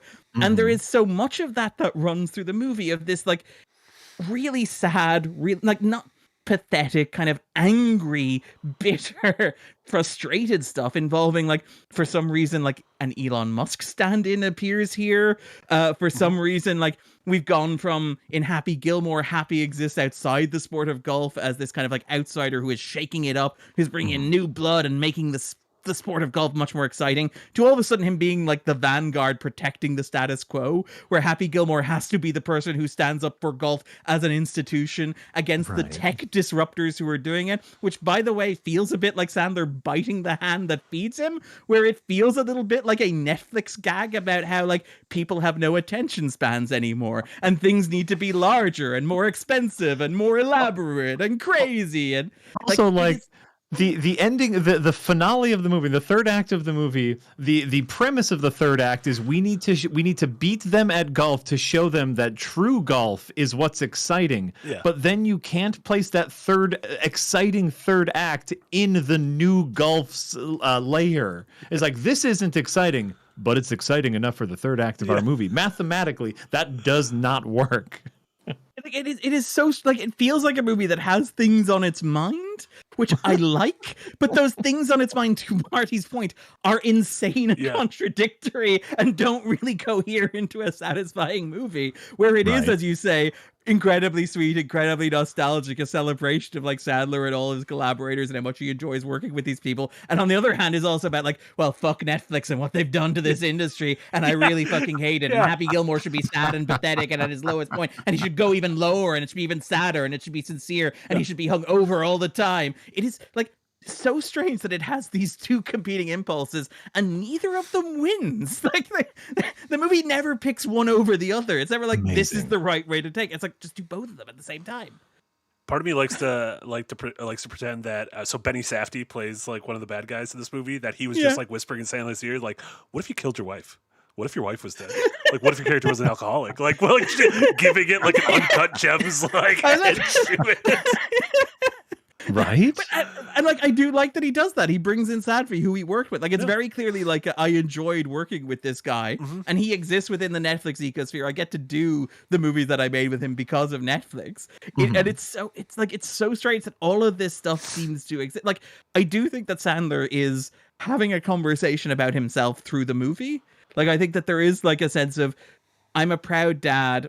I like that I support all my friends, but also at the same time, isn't it weird that I've kind of become this like factory assembly line process for this big inhuman corporation, where the starting premise of this is like Benny Sadfi going, hey, we realize you're a bit washed up right now. Theatrical comedy's not really going anywhere. How'd you like to come in-house with us and like disrupt the system and break it up?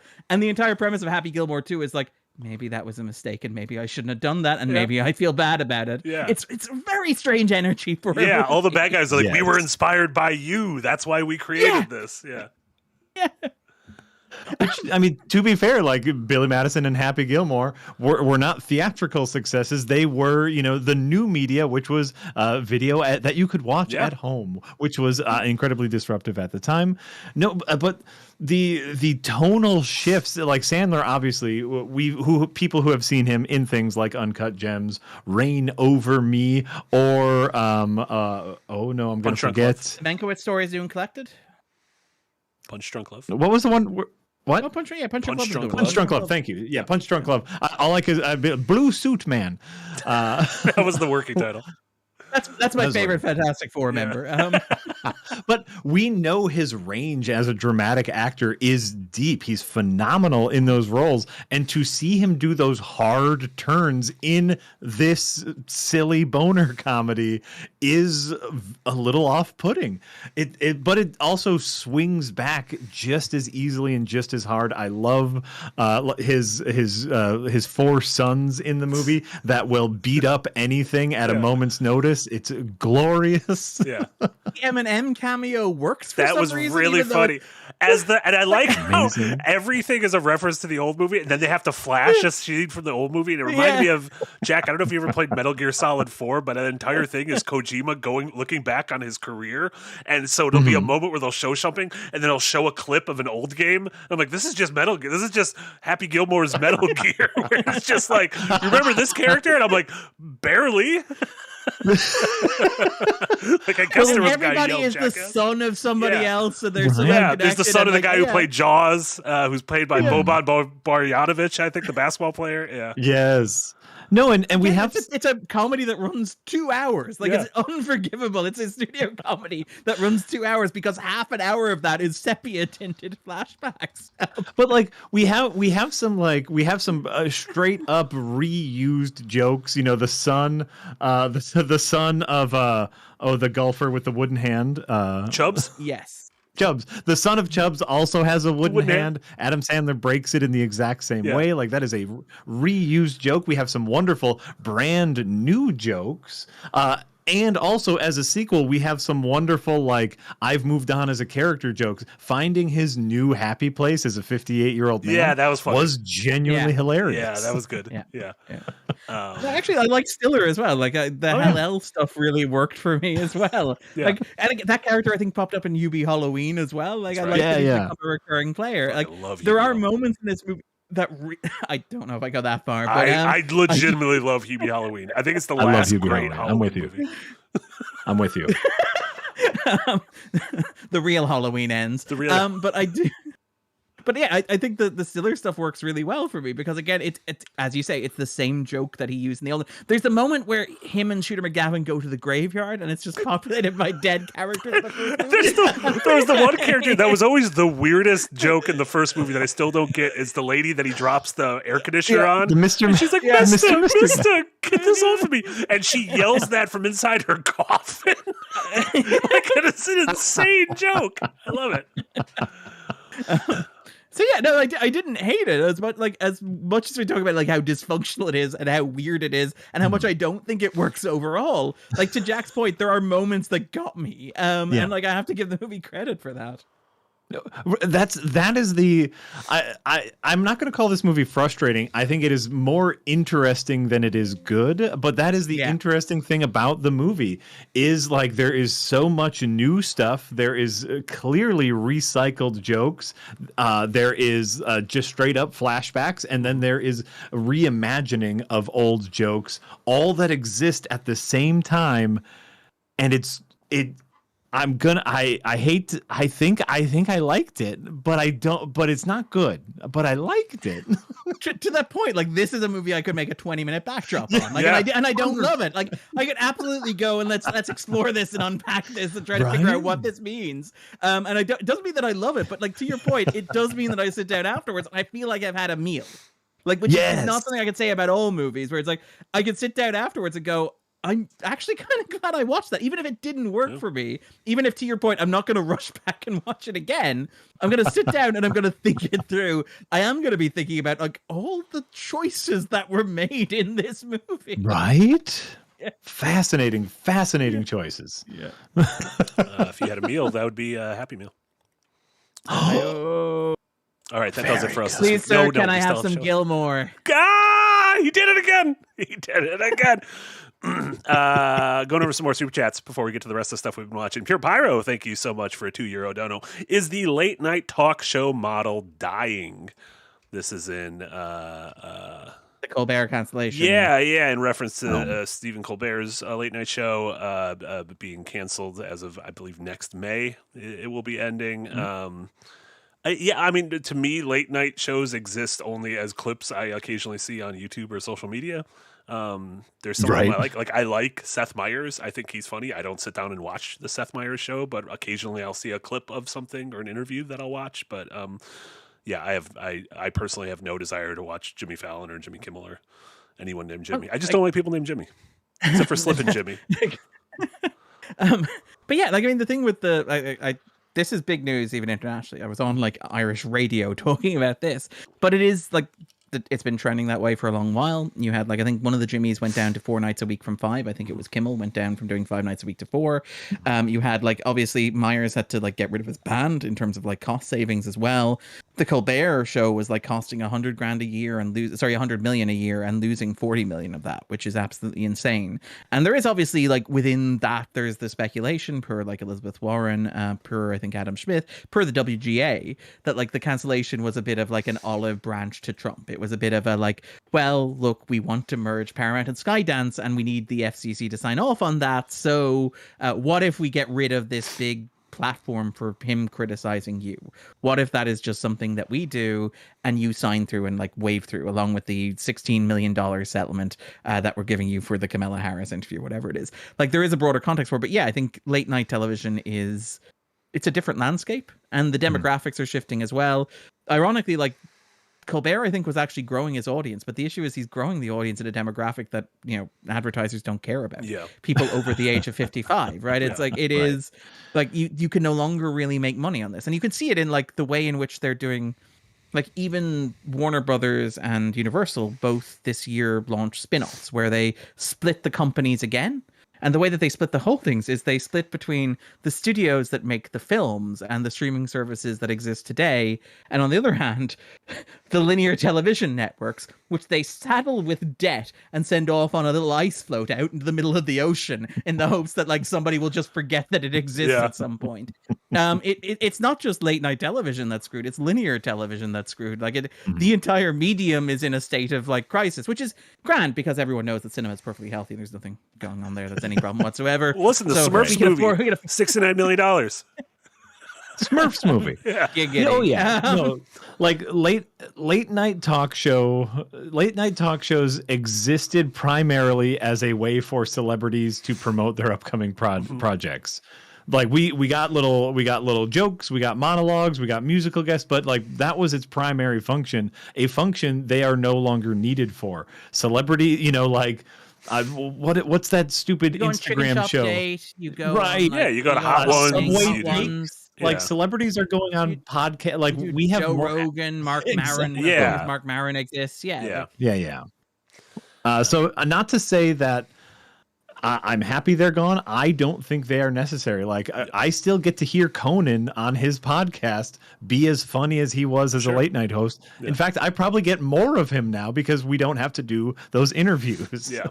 Yeah. I mean, like, that's the thing. Colbert is the one who doesn't have a podcast, right? Of like the major ones, it's him and John Oliver are the ones who I think don't have podcasts. So it feels like podcast is the next logical frontier for Colbert to conquer. Yeah. But like, yeah, it is telling, I think, that like when the James Corden show ended, or when Corden announced he was stepping aside 2 years ago, they just canceled the show rather than like continue to run it. And this is a franchise that's been running since like the 1990s as an institution. And it's very telling that like, what is the great legacy of these shows? Marty mentioned like the viral online clips, which don't do as well for advertisers, or they do for YouTube, but they don't do as well for the network on streaming as they do on like television. But like it's the success of these things is shows like Carpool Karaoke, which I think came from Corden, and Lip Sync Battle, which I think came from Fallon. Like we have, and I do miss like. I know, Jack, you were saying the sit-down interview with the celebrity to sell their product, and I know that's a cliche, and I know that's just capitalism, and I know that they're to sell a wear or whatever it is. I know you're very rarely going to get anything particularly personal or insightful there, but I do kind of miss that in a world where it's like, what if we just put them in a car and have them sing songs at each other? Or like, what if they sit in a makeshift chicken shop that costs like several $100,000 to build and talk awkwardly with somebody? It's like, I kind of miss the format of like, you're on the couch, let me ask you questions and you will answer them, and we will have a back and forth that will last 5 minutes. And if you've got chemistry, it's great. Like, when it works, it works. Like Craig Ferguson is great. You mentioned Conan O'Brien. He's also, when you get a good host and a host who clicks with a guest, that is magic, and it's really actually entertaining to watch. And I kind of will miss that format, I think. Yep. It's also if the reasoning for them canceling it is related to the Trump thing, it's terrifying. So don't do that. 100%. Oh yeah. Well, do that. Well, I mean, you say that as if like Disney haven't removed trans characters from like Pixar animation, 100%. Or like, you know, or like David Zaslav didn't cancel like Ta-Nehisi Coates' Black Superman movie because it was quote woke. Like we are living in that world. It's not a hypothetical world where it's like, imagine the crazy world where like the studios would do something to appeal to Donald Trump. It is also a great point. It is unfortunate. Sorry. That's why I just like watching American Sniper. Listen, I like a nice movie with no politics about an unproblematic character.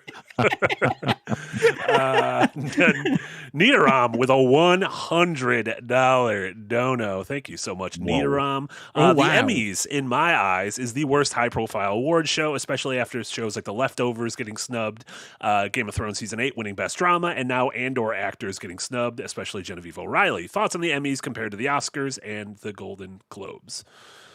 My always weird thing about the Emmys is television shows, even more so than movies, feel like you're legitimately comparing apples and oranges. Like they feel so different. Even if you differentiate comedy and drama, like The Bear is that perfect example of like, what is it? Well, it's kind of shorter, so let's call it a comedy. Like, it's 1/2 hour, so it's a comedy. That's all. That's all those things. All those things matter. Whereas at least the Oscars, like, this thing is taking the shape of a movie. Still comparing like a Miyazaki movie to a Christopher Nolan movie is also silly. But I like have different categories for those. To your point, though. They do have exactly. They do have the documentary category. They do have the animated category. They do have the international. That's a good point too. But yeah, I enjoy watching the award shows. I don't put any credence in them. Like they very rarely match my own personal opinions. But I don't know. I still like watching them.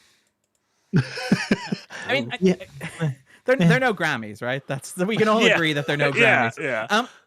The thing about the Emmys is, to your point about like television and how weird it is to compare television across genres and across modes. Like even things like the limited series thing, where like what you would do is you would wait. Shogun very famously waited until the Emmys like gave them all of the Emmys for limited series, and then went, "Ha, gotcha! There's a second season coming. We tricked you. We tricked you. We're not getting no takesy backsies." But like there is. The Emmys have this problem of like, what is television? Like in a way that isn't the case with film, or at least with film, I know you can get into like streaming movies and like Steven Spielberg's "Are they television movies?" thing. But generally speaking, as you say, there is a shape of a movie. It's, it's roughly 2 hours long. Sometimes it's 4, sometimes it's 90 minutes, sometimes it's 70 minutes, but it is roughly this long. It is a self-contained narrative. It is neatly contained. It is, followed by these guild rules or whatever. Whereas television, increasingly you have this, is it a miniseries? Is it a continuing series? Is it something that airs like weekly, half the year on CBS? Or is it something that drops 8 episodes all at once on Netflix? Is it a movie that has been chopped up into 6 arbitrary portions? Or is it a TV show that was made in real time as we were scrambling to get the episodes made before they were broadcast every Thursday night at 9:30 p.m.? Where you're right, there is no sense of comparison. Like, even the simple fact of like when the Emmys take place, where the Emmys are designed to function around the old television season, September which would to May. run from September to May. That no longer exists. There is no reason why you don't move the Emmys into that like awards corridor with the Oscars, with the Golden Globes, goddammit, with the Grammys or whatever it is. Move it into like the December through February corridor and just have it be part of that. It does feel incredibly outdated that they're just like, no.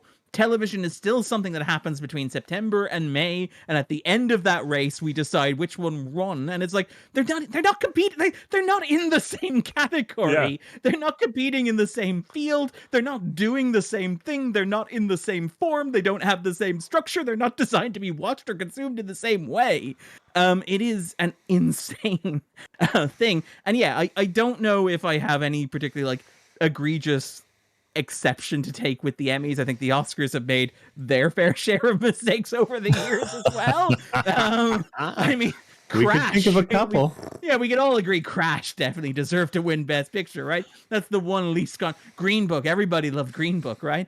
But I do think, I think it is, the Emmys are just weird to me because it's like television is so porous and so abstract and so diffuse now that like trying to determine what is and isn't and how you compare them to each other does not make sense to me. It's insane.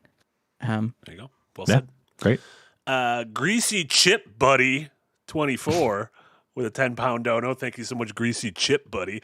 Darren might be pleased to know that my free Mo Chara t-shirt made me very popular at Sheffield's Tramlines Festival at the weekend.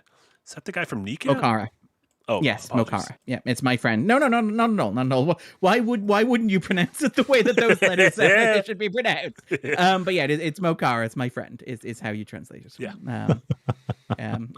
So yeah. I mean, it is obviously I'm Irish and I have a bit of a bias here.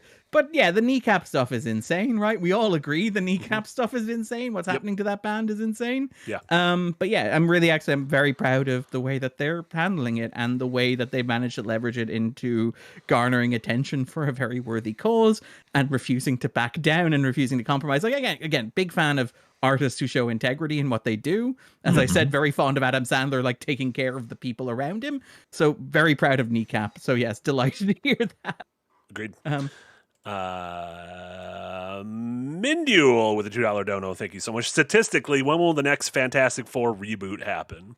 I mean, this one was a success, so I feel like we'll at least have these guys for like 10 years. Right? It's safe. We are getting exceedingly good at it, Kevin Feige says. Monitor show pictures of like Michael B. Jordan and Chris Evans in the background. Yeah, don't worry. Just the actors will come back in different roles eventually, so everything will be fine.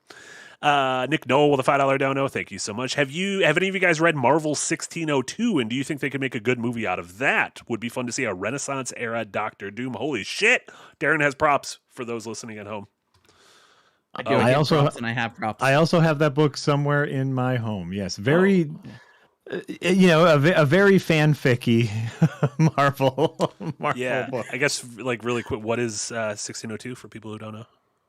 Okay, so it's written by Neil Gaiman, obviously a deeply problematic writer at the moment. It's illustrated by Andy Kubert. But the basic concept is, what if the Marvel Universe took place in 1602 on the North American continent? Gotcha. So it is basically, what if you transposed all of the heroes into like colonial era America? It is a great concept, but it kind of runs into that thing that, again, like talking about Gaiman, hugely influential writer for me. A lot of his stuff was very formative for me. Sure. This isn't just me retroactively going, he's a monster and all of the stuff that he wrote was bad. But 1602 kind of falls into, as Jack said, that kind of period where Gaiman was typically more of a DC guy and typically did better at DC stuff. And there was a while where Marvel were able to like convince him to write for them, I presume by offering him like large sums of money. And you could just feel how phoned in the projects were, where it's like, this is a premise and it's fine, and the execution is adequate. And it's like he's at DC and he does Sandman, which is like one of the great works of the graphic medium. It is like a work that introduced an entire generation of people to comic books. It introduced me to comic books as well. It was beloved. I know obviously its legacy now is much more complicated, but like it was a formative text. And then he goes to Marvel and it's like, I did like 12 issues of the Eternals. It's like, anybody want to pick up on that? And then Marvel's like, you know what? We don't need the Eternals to work for a while. You tried your best, Neil. Didn't really. And 1602 is kind of like that, where there are lots of sequels and spin-offs, and there's kind of like, there is a vaguely adjacent world within the Secret Wars crossover as well, but it does feel more like a concept that is really interesting than a story that is compelling, if that makes sense. Ooh, no, that's the best way to put it, where it's one of those like chicken robot sketches where you go, that's a fun idea that should last approximately a minute and a half, and then we're done with it. Yeah. This doesn't need to be stretched out to an entire thing. Agreed. You'd ask, thank you so much for a £5 dono. Did you check the stealth announcement of Pokemon Concierge Season 2 buried in the Aardman Press? Hope you're excited, as we are for both. I am extremely excited. I loved Pokemon Concierge, and yeah, Season 2 is coming out on Netflix, I believe September 4th. Delightful show. I think the entire first season is also just on YouTube. You can watch. It's very nice. Oh, nice. There you go. Great. It's very gentle. Yeah, it is extremely gentle. The Hawk CBM with a $5 dono. Thank you, Hawk. I like the string of odd and interesting films Sandler's been trying to do for the past few years while he does the meh Netflix stuff. Some of his best. Yeah, I mean, that's the weird thing about Sandler is he'll do fucking The Ridiculous Six, and then I think within a year he'll do Uncut Gems. He contains multitudes, truly. Yeah. And like, it is so interesting that like he doesn't feel like somebody like Will Ferrell who like tries to branch out into drama, gets his hands slapped, and it's like, okay, fine, comedy it is. I learned my lesson. Or like Steve Carell, who's like, I'm going to make this drama thing work for me if it takes every last ounce of my power. Yeah. Sandler does actually feel like he's able to like balance doing both of those things simultaneously, where he is not embarrassed to be doing the, like, as you say, Happy Madsen-esque comedies with his mates, but is also perfectly willing to like hang out with Benny Sadfi and do like an anxiety attack of a movie that opens with him getting a colonoscopy. Yeah. You know? He's also, I believe he's co-leading the new Noah Baumbach movie this fall with George Clooney, which people, there was like early, like possible Oscar buzz. Like, is it finally time for the Sandler Oscar? Yes. But for Happy Gilmore too. I was about to say, we had that conversation with Uncut Gems, right? It was him and Lopez were the ones who got snubbed that year. Oh, that's right. I say snub in inverted commas, but they were the ones where people were like, these would be really cool nominations if the Academy were like willing to take a chance, and they weren't, it turns out. Yeah. But so maybe. Yeah, that's it. And then Hawk CBM said, I like it, but it's not good. Most sad Sandler comedies. Yeah, honestly, that's a... I will argue, I think there's a large number of Sandler comedies that I like and are also good movies. I think Billy Madison and Happy Gilmore are good movies. They're quality movies. They're comedy movies. Quick, early, I don't know if it's time for To Be Fair yet, but my To Be Fair recommendation is also a good Adam Sandler movie, The Wedding Singer. That is a good That's a nice movie. one, too. Wonderful movie. Yeah. Really that is a nice and good movie. According to Tubi, it is only free to watch on Tubi. That can't be true. That's I'm on TubiTV.com right now, and it says Tubi only free on Tubi. You know what movie's great? The Wedding Singer. Airheads. Oh, Airheads is so Airheads good. is a great movie about the band who holds the radio station hostage so that they play their music. It was him. What's his name? The Whale. Brendan Fraser and Steve Steve Buscemi. Yeah. This was like early. This was before Billy Madison. This was like early '90s, I think. Yes. Yeah. By the way, I love that Steve Buscemi is like equally at home being like a character actor in like Coen Brothers stuff and also peeing in a mailbox in an Adam Sandler movie. Greatest actors of our generation, just pissing in a mailbox. I love it. Like incredible. Yeah. Like, truly. And not embarrassed by it at all, and like clearly just enjoys it and likes hanging out. Like I love that Buscemi is like so comfortable being comedic, but also can like be like a Martin Scorsese leading. Right. Yeah. Beautiful. Absolutely. Snake in the Garden with the €2 dono. South Park's $2 billion versus Paramount's $8 billion deal. Linear is dead. That South Park deal is insane. Yeah. I don't. You can understand why they're pissed, though. You can understand why they would do what they did this week. Yeah. Yeah. If somebody tried to sabotage my $2 billion deal, you can bet I'd make jokes about the size of their penis. Yeah. I don't watch South Park anymore, but I respect the hell out of them for that. I love it. My father is aware of that permeated the culture. Sure. Which is great. It's great that we live in a world where South Park's take on the President of the United States makes international news. It's international news, exactly. Yeah. Red Dwarf for the $5 dono. Any thoughts on the Avatar 3 trailer? Big Jim don't miss. There's just like a dude in those movies. Who's that dude? I think he was introduced in the second movie. There's just like a Spider. He's just a dude that hangs out with him. Why doesn't I he have a haven't Navi? seen the second movie. Neither I don't think I'm going to watch this third one. I still either. haven't seen the second one, but there's just like a dude in it now. But Spider, who's like their adopted human kid. It's like, so he's got dreadlocks and stuff. He's like doing cultural appropriation for the Na'vi, and it's like, I feel like if this weren't like CGI blue people, this would be problematic. But like Cameron has somehow managed to thread the needle where I'm like, I think Spider's cool. I actually like Spider and approve of what Spider's doing. I will say to that trailer, like most of Avatar, it is phenomenal if you see it in 3D in a theater with a projector that is designed to show it. If you watch it anywhere else, it's like, that looks fine. Like, I don't think it's meant to be just like watch on your phone, bleary-eyed in the morning. Yeah, or even the best home TV setup, you're like, it's fine. Like it's Dances with Smurfs. It's a fairly functional 3-act movie which does nothing at all surprising. And then you go and see it in a theater in 3D, and it's like, it's an incredible transcendental experience that is like the power of spectacle in cinema. Like, that's the thing about the Avatar movies. People go, these movies are very shallow and they're very bland and they're very generic. And it's like, yes, all of that is true. But also Cameron is like pushing the medium forward in terms of technology and spectacle. And like, that is also worth acknowledging, but it does mean that like, I have no interest in watching those movies ever again outside of a 3D IMAX. They better re-release too, because I didn't get a chance to see it that first time. I think I was busy that 6 months. Are you going to go see 3 Blind? Will you be able to pick it up? Like, yeah. Now that I know that dense, Marty. Now that I know that the weird dude's name is Spider, I think I got everything. I got the gist of it. I mean, do you also know that like Sigourney Weaver is playing a 15-year-old? That's why did they just cast anyone younger? Wait, what? Again, this is the Cameron 14-year-old, like a 15-year-old Na'vi. Right? Yeah, she's played a 15-year-old Na'vi. So like, it's weird. incredible because it's like, it's clear. No, of course it's weird. Like, it's nothing about this movie is normal.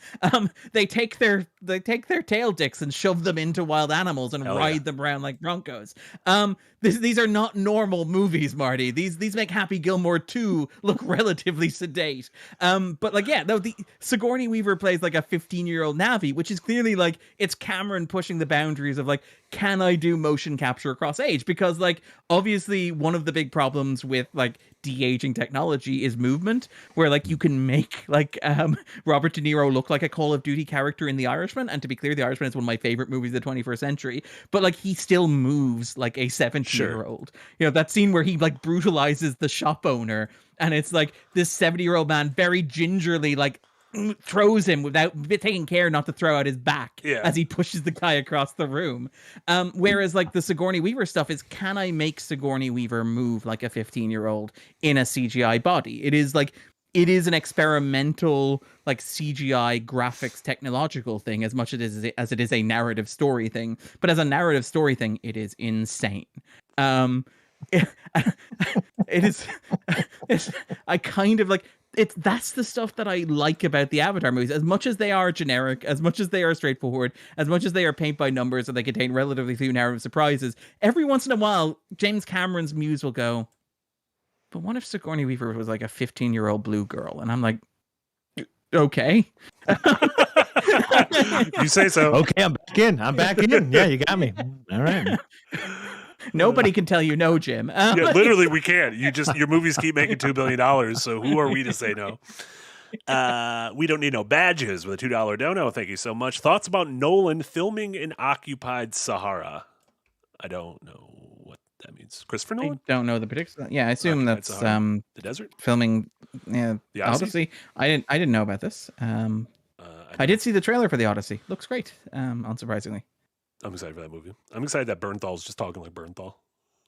No one has to do accents in these movies. Talk however the fuck you want. I don't care if you all talk differently. That's fine. Just sound cool. I mean, like, I do find it weird that people like that. Ancient Romans don't sound like that. We all know they that should they have British accents. Yeah, we all know that. But yeah, so no, I'm very excited for that. I do love, by the way, the bit where like Bernthal's like, and what dungeon could possibly hold Odysseus? And you just cut to the Nolan wide shot of like him floating on a vast open ocean. Yeah. Because of course it's a Nolan movie. Yeah. You have to be worried about drowning. The one big fear is water. That's the dungeon that can hold this guy. Yeah. Water. He does like he likes a drowning in his movies.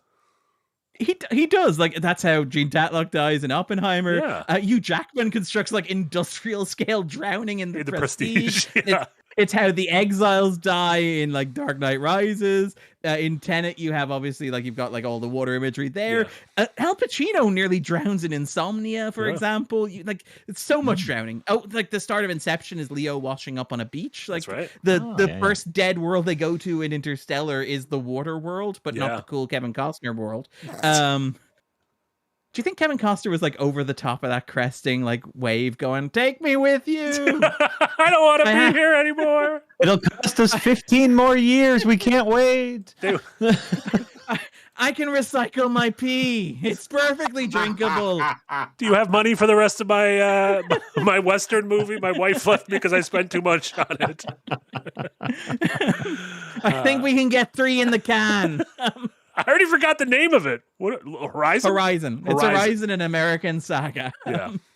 Fievel goes west. Murray, the Demon Skull, with $10 Canadian. Thank you so much. All award shows are there to prop up their institutions, so anything actually trailblazing or iconic either will be ignored by the institution or acknowledged years later when they are the institution. Well said. Fair enough, but I do think that every once in a while you do get something like Jonathan Glazer like winning for Zone of Interest, which is like I think that was cool. Provocative gold. Yeah. Or Parasite, even Parasite winning, like I think is a big deal. I mean, I don't like to be the guy who's like, you know what don't get enough Jews? Hollywood like award ceremonies. They deserve like more kudos for generating buzz around their industry and having a big night where they all get together and talk about how important they are and how much change they make in the world. Those guys are the real heroes. I don't want to be that guy, but I do also like that. Like, I do think it's a big deal that Parasite won. I do like think that awarding the Zone of Interest was an interesting choice.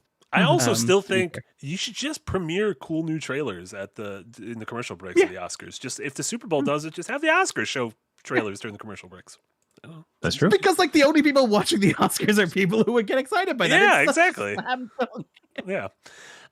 Pure Pyro with a €2 dono. Thank you. My Tubi recommendation is The Cobbler. Have any of you guys seen it? No, that's Adam Sandler. The Adam movie. Sandler. Yeah, I have not seen this. No, is this like a serious one about a Schumann? It's a comedy, but it's directed by the guy who directed Spotlight. What's his name? Oh, Tom McCarthy. Tom McCarthy. It's incredible. Like it's one of those things where like Sandler works with a quote unquote serious director. They're like, oh my God, are we going to get like uncut gems? And it's like, no, he just has the magical power to literally transform himself into somebody by wearing their shoes. Yeah. And it's like, it's going to be a broad Sandler comedy. It's very much like, reminds me a lot of his Click is the one with Christopher Walken and the remote. It's a similar kind of high concept comedy. I'm not a huge fan of it. I'm going to go out there and say not as good as Spotlight, Darren says. Hot take, controversial take. Incredibly hot take. I speak truth to power. Really good. Yeah. Spotlight's a really good movie. Spotlight's great. Yeah. Spotlight's so good. Yeah. I'm glad we solved that whole problem. We did not solve that problem. Everything is fine. It is still going. We actually, as a society, I don't think we've ever solved the problem. I think we kind of just push everything under the rug and we're like, that's fine. Yeah. Marty, that's because we don't worship our corporate overlords, the Fantastic Four. That they could sort stuff out. If we just didn't get in their way. Part of me is like, can you world peace? Sue made world peace happen. That is true. Even with the moment. They fly up to meet Galactus in a rocket branded USA with an American flag. Do you think the president even knew that they were doing that? Or did he find out on TV in real time? Like sitting in the White House, flicking through the channels going, did we agree to let them put a flag on there? My only pushback here is like, if it is true that they're kind of the Earth's only heroes and they have saved the Earth a bunch of times, I think everyone would be cool with that. Like, no, yeah. I know. I get that that's the premise of the movie. I get that, like, the moment where they come back, like, so how'd you solve the Galactus thing? Because you definitely solved the Galactus thing, right? You guys would never come back having not solved the Galactus thing. Yeah. Like, I get it. And I know the movie doesn't want you to question, but I do also love the idea of it just being like, so you just let him keep the rocket where he irradiated his friends, right? And he didn't paint over the flag or anything. He just, but those suits are new. Why did they have the American flag on them? A lot of great questions. Sussy Guru with a €5 dono. Thank you so much. I guess in a way, Sandler is like current James Cameron. They only make these phoned-in billion-dollar movies to fund his submarines. Listen, just a boy who likes submarines. Let him make his underwater movies. He gave us Terminator. And he can do whatever he wants. I genuinely believe that James Cameron loves his Avatar movies. He is not phoning these in. Absolutely. No, he's never coming back to reality. No, like, out of spite, he's going to make the Hiroshima movie. because Oppenheimer didn't show the bombs. He's like Thanos at the end of the one movie. He's like, I'll do it myself, and puts on his gauntlet. And again, the thing that I love about the Avatar movies is that they are still like weirdly personal movies to him, where like you haven't seen Avatar: The Way of Water, but like Avatar: The Way of Water is James Cameron talking about how much of a pain it was to convince his family to move to New Zealand so they could continue making Avatar movies. That is the subtext of that movie. That is what that movie is about narratively. It's about what if you had to move your family halfway across the world to a part of the world that's completely covered in oceans, and they didn't want to go, but you had to go for your work, and they had to learn that was okay because it's important. Your work is important, James. Don't listen to them. It's so fast. Like even these $200 billion or even these $2 billion movies are still like so personal to him. Yeah, it's still real. Hawk CBM with $5. Thank you so much, Hawk. If you get a chance, look up when Adam Sandler revealed to Brendan Fraser that Pauly Shore tried to prevent Fraser from being in Airheads. It was an interesting conversation. Did they have like an Encino Man falling out? What's going on? Oh, maybe. Pauly was upset because he had to go be in Biodome with Stephen Baldwin, and was like, "Hey, I want to hang out with these other cool people." I like the idea that people have Pauly Shore beef. That seems about right. There is a lot of Pauly Shore beef. Pauly Shore is like one of the original Nepo babies.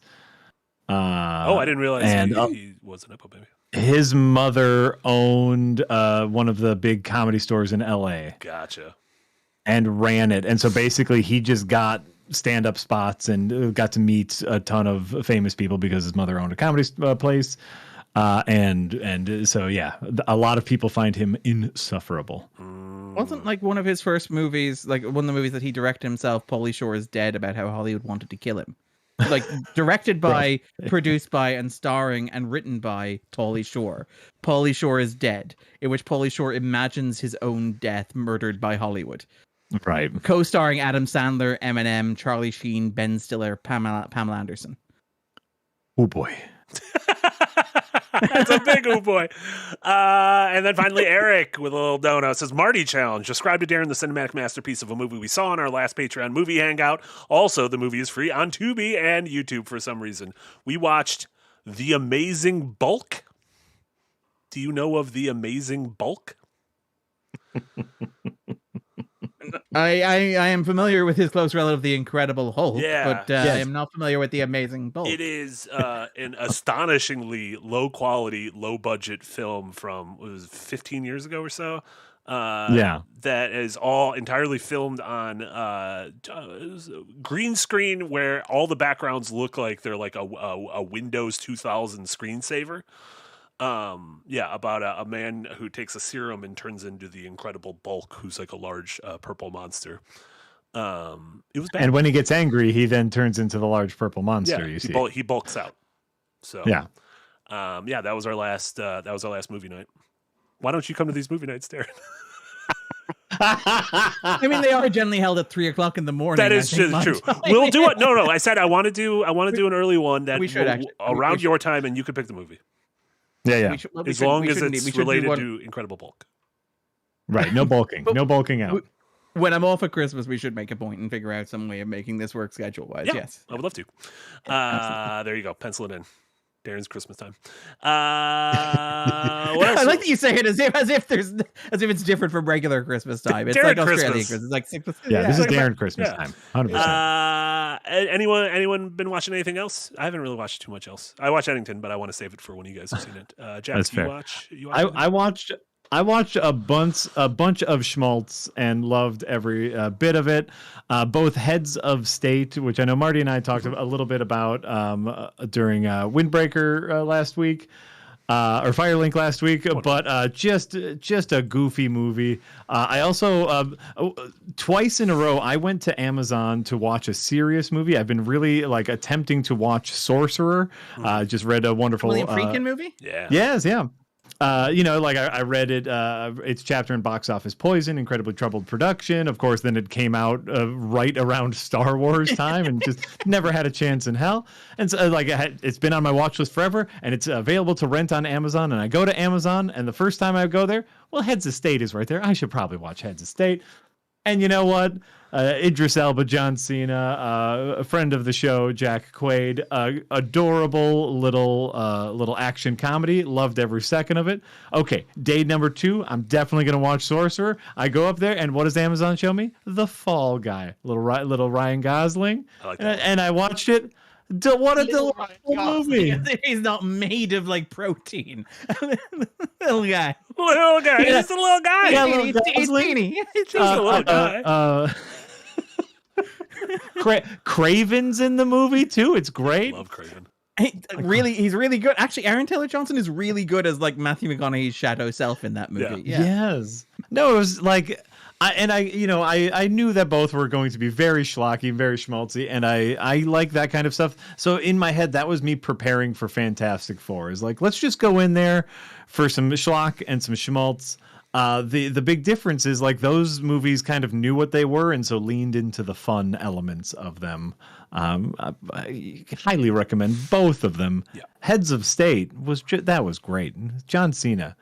John Cena, he's on a tear. I'm excited for this Peacemaker to come back. I want to see what he's up to. Right? I'm actually really excited for Peacemaker too. Yeah. Really, the first season is one of those shows where I forgot how much I liked it, and then I rewatched a couple clips of it, and I was like, oh no, I really liked this. This was really good.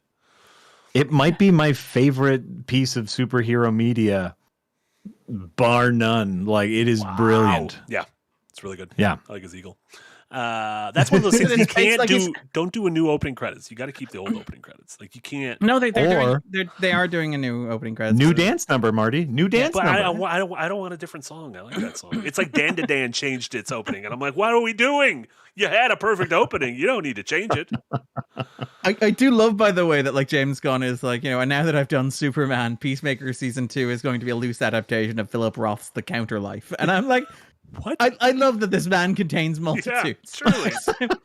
I'm going to adapt one of the great works of American literature as a TV show about a man with a shiny metal helmet. Yeah.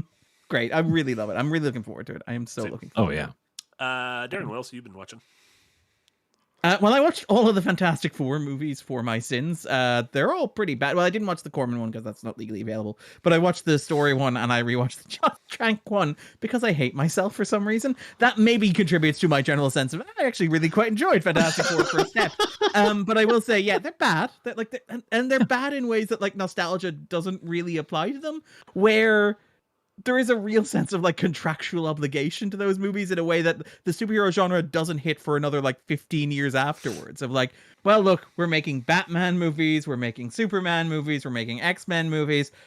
Guess we should do a Fantastic Four movie. Yeah. And it's well, what's your take? And it's like that, you can feel the air leave the room in each of these movies. And the weird thing is the first one makes money. So they're okay, I guess we got to make a sequel. And the sequel is somehow even more where it is a 90-minute movie where if you start the stopwatch at where the plot actually starts, the plot starts 40 minutes into the 90-minute movie. And then, despite the fact that they are adapting the Galactus Saga, one of the most important comic books ever written, one of the great works of superhero comic book literature, they just do X-Men 2. They just do the Alkali Lake sequences from X-Men 2, but without any of like the thematic depth or resonance or character work that made those scenes work. They're just like, what if we lock them in a dungeon in the Arctic for a little while for like 40 minutes? That's a movie, right? It is like unforgivable. And like those movies do feel like they're getting a bit reclaimed by nostalgia. They are very bad. I do think like you can see Evans kind of be a proto movie star there, where I don't think the material is good, but it's very clear that like Evans pops, and you can tell that by the end of the second movie, where the end of the second movie is like, why do we need these other three schmoes? Yeah. What if we just make like Johnny Storm all four of the Fantastic Four, and we have Chris Evans just like punch the late departed Julian McMahon, wonderful actor, always happy to see him when he pops up. Just punch him in the face really hard. And it's like, well, what do the other three do? And then we'll figure it out. Like, so lazy comic book movie making. And then obviously the Trank one is like so strange, because you can tell that there is like a vision within that movie that has been buried under notes and edits and CGI rewrites. Like there is a point of view and wigs. But like there is a perspective in there, but it is so buried under mountains of crap. Like the Thing becomes a government hitman in that movie and murders dozens of people. And it's just, the movie never really addresses that. The movie's just like, yeah, that's something that happened in the middle 30 minutes of the movie. We don't really have to unpack that or what that means. There is a take, and there is a perspective of that movie. Like the Mr. Fantastic as body horror is a very interesting take that should not exist in a Fantastic Four movie. I mean, look, if you're gonna like lean into it, like because the clear thing is like, they could not figure out how to make a Fantastic Four movie work at all. Right. And if you can't do that, you shouldn't make a Fantastic Four movie. But if you're going to commit, because that's the thing with these three, where it's like, there's always a sense of, we should really make a Fantastic Four movie. It's very telling that they begin, like, they're all separated by 10 years, where it's like, I guess it's time to do it again. Yeah. Like, where you get the sense there's a WhatsApp chat of like Fox executives or whatever. And like once every 10 years is like, ping, you want to do a trick? You want to try again? I know it didn't work last time, but I think this might be the one. And they're so bad and so lifeless, and they are like the nadir of the comic book movie genre, because they're like films made by studios that don't know what they're doing with the property, don't have a clear vision of what they want from the property, but just want a superhero movie and have IP that they think people will recognize, and so try to fashion them into the most generic nonsense imaginable. And yeah, they're bad. They're very, very bad. Sorry, that has been Darren's I watched the Fantastic Four movies vent happening there. But wait till you find out why he says it's clobbering time. Then you're gonna feel bad. Oh wait, it's because that's what his abusive older brother said before he would have physically assaulted him. Yeah, with a baseball bat, I think, at one point. This is a bad idea. Why are we doing this? That is a bad idea. I will say the Michael B. Jordan really pops, even though Johnny has nothing to do in that movie. Like, it is so weird how much charisma. Like, they're so good at casting Human Torches. Yeah. Like, that's the one part of the assignment that they nail on each of these movies. Yeah. And it's like the rest of the movie just falls to crap. But it's like, we do have this one guy who we think might go far. In terms of other stuff I watched Materialists, the Celine Song movie, which is available on streaming now. I thought it was nice. I had a really good time with it. I'm a big fan of Past Lives, obviously her last movie. A Materialist is like very much a companion piece. That it is a movie that a lot of people seem to be angry about, because the trailer kind of sneakily tried to sell it as a romantic comedy, a genre that doesn't really exist anymore. Whereas what the movie actually is very similar to Past Lives, a melancholy meditation on how like modern love is inherently dysfunctional, and how we've created systems that inherently alienate us from one another and make it very difficult for us to connect in the way that humans need to connect in order to feel love and affection. So, not really an upper, where like Past Lives is about this idea of like, because the internet is so connected, even though you can move half the world away, you are still tethered to the life that you had, and you still have this connection to this place, to this person, and all of that can come back, and it can be complicated, and it can be difficult, and how do you unpack that? And it's really wonderful, really clever, really moving. And Materialist is like a movie that feels to me about like modern dating, about like dating apps. It doesn't actually feature dating apps. Like the Dakota Johnson character is playing a dating app where she is a matchmaker who is navigating this like New York world of dating of like the upper classes where people are inherently reduced to numbers and statistics. It's like what age they are, what height they are, what their income is, etc. in pursuit of the perfect match. And it is like this story about how when you commodify other human beings, it makes it very difficult to find true spiritual connection that is necessary for love to like prosper. And it's like past lives, very melancholy, very sincere. It has a little bit of a sharper edge to it than you expect a romantic movie to have, which I think works really well. And it has like, I think 3 really great performances. I think Johnson is incredibly cast. Like Johnson is, Darren says controversially, not the most flexible actor out there. Like, I don't think like Dakota Johnson isn't a chameleon. She doesn't like disappear into roles. I don't look at the screen and go, that's Madam Web when I see her. I go, no, that's Dakota Johnson struggling with how to open a Pepsi can. But like Materialist is like tailor-made to have like for Johnson, that like disaffected air that she has, this sense of somebody who is like trying to navigate a world that seems alien to her because people are odd and strange and human relationships are complicated. It's a really great use of her. Pedro Pascal is incredibly charming, shockingly, Darren says. And Chris Evans like does the Chris Evans thing, which is like, it's so strange that Captain America is like his breakout role and will probably be the role that he's remembered for, because like what Evans is really good at is like being the jerk with the heart of gold, where like he's this guy who has a little bit of an edge to him. He has a little bit of like nastiness to him, but beneath that there is this warm beating heart. And like I found Materialist like really charming, really fun, really sincere, and like deeply moving. I really, really, really enjoyed it. We mentioned Naked Gun, which I really enjoyed, and then Together is the other one I saw, which is Michael Shanks. Fine. It is perfectly fine. It's like Fantastic Four. It is perfectly fine. I had a good time with it. It is a movie that like suffers a little bit from having the premise of an art house horror, but needing to adhere to the structure of a conventional crowd-pleasing slasher movie. Sure. Where the premise of the movie is like, it's classic metaphor, what people call elevated horror, but isn't really. It's like, it's just like, what if the horror is a very basic metaphor for a universal human experience? And in this case, it's the idea of codependency. It's the idea that if you're in a relationship with somebody for a long period of time, do the two of you eventually merge into one person? And does your identity end up subsumed by the partnership between you two? Which is a great hook for a horror movie. It's basically The Thing as a romantic comedy, which is just like, it's so much fun. And the movie, like, what I've really, really liked about the movie is it has this like incredibly devilish, macabre kind of sense of humor about it, where like it doesn't play the premise entirely straight because the premise isn't inherently absurd. So it has this kind of mischievous energy to it, which is really elevated by like Franco and Brie, who are a couple in real life, but feeling really comfortable with each other and like having really good comedic timing that bounce off one another. Brie obviously was on Community for a while, but also like Franco was very good on The Studio recently, playing like a comedic version of himself as well. And they really bounce off each other. Dave Franco, not James Franco. Dave Franco. Yes, sorry, Dave Franco.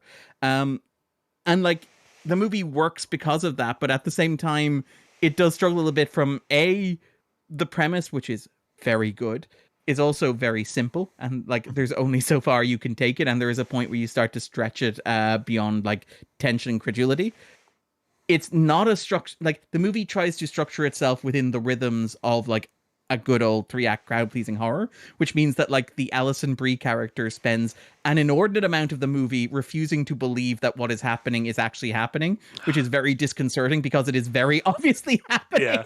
And like there's a moment in the movie where the third act switch happens. And like I love how they handle it, because Brie's just like, oh, by the way, like not important right now, but you were right and I'm sorry, and then just continues the scene, which I do love the movie kind of hanging a hat. Yeah. It's where it's like, okay, we're in the third act now, things need to start happening. I need to acknowledge that I was wrong, I made a mistake, you were correct. Let's just deal with it. Yeah. We don't have time to blame anybody. That's great. Yeah, which is fun. And the other big problem with it is that it's quite lore heavy. It is far more lore heavy than the premise needs it to be, where there's a lot of backstory, a lot of exposition, a lot of mythology around like why this thing is happening, which is over explained. But yeah, I had a good time with it. It was not amazing, it was not incredible, but it's a good time. 2 really charming actors, a really fun premise, and like a devilish sense of humor. And look, I always love a movie that has like a Chekhov's buzzsaw. Like I'm excited. Now you got me.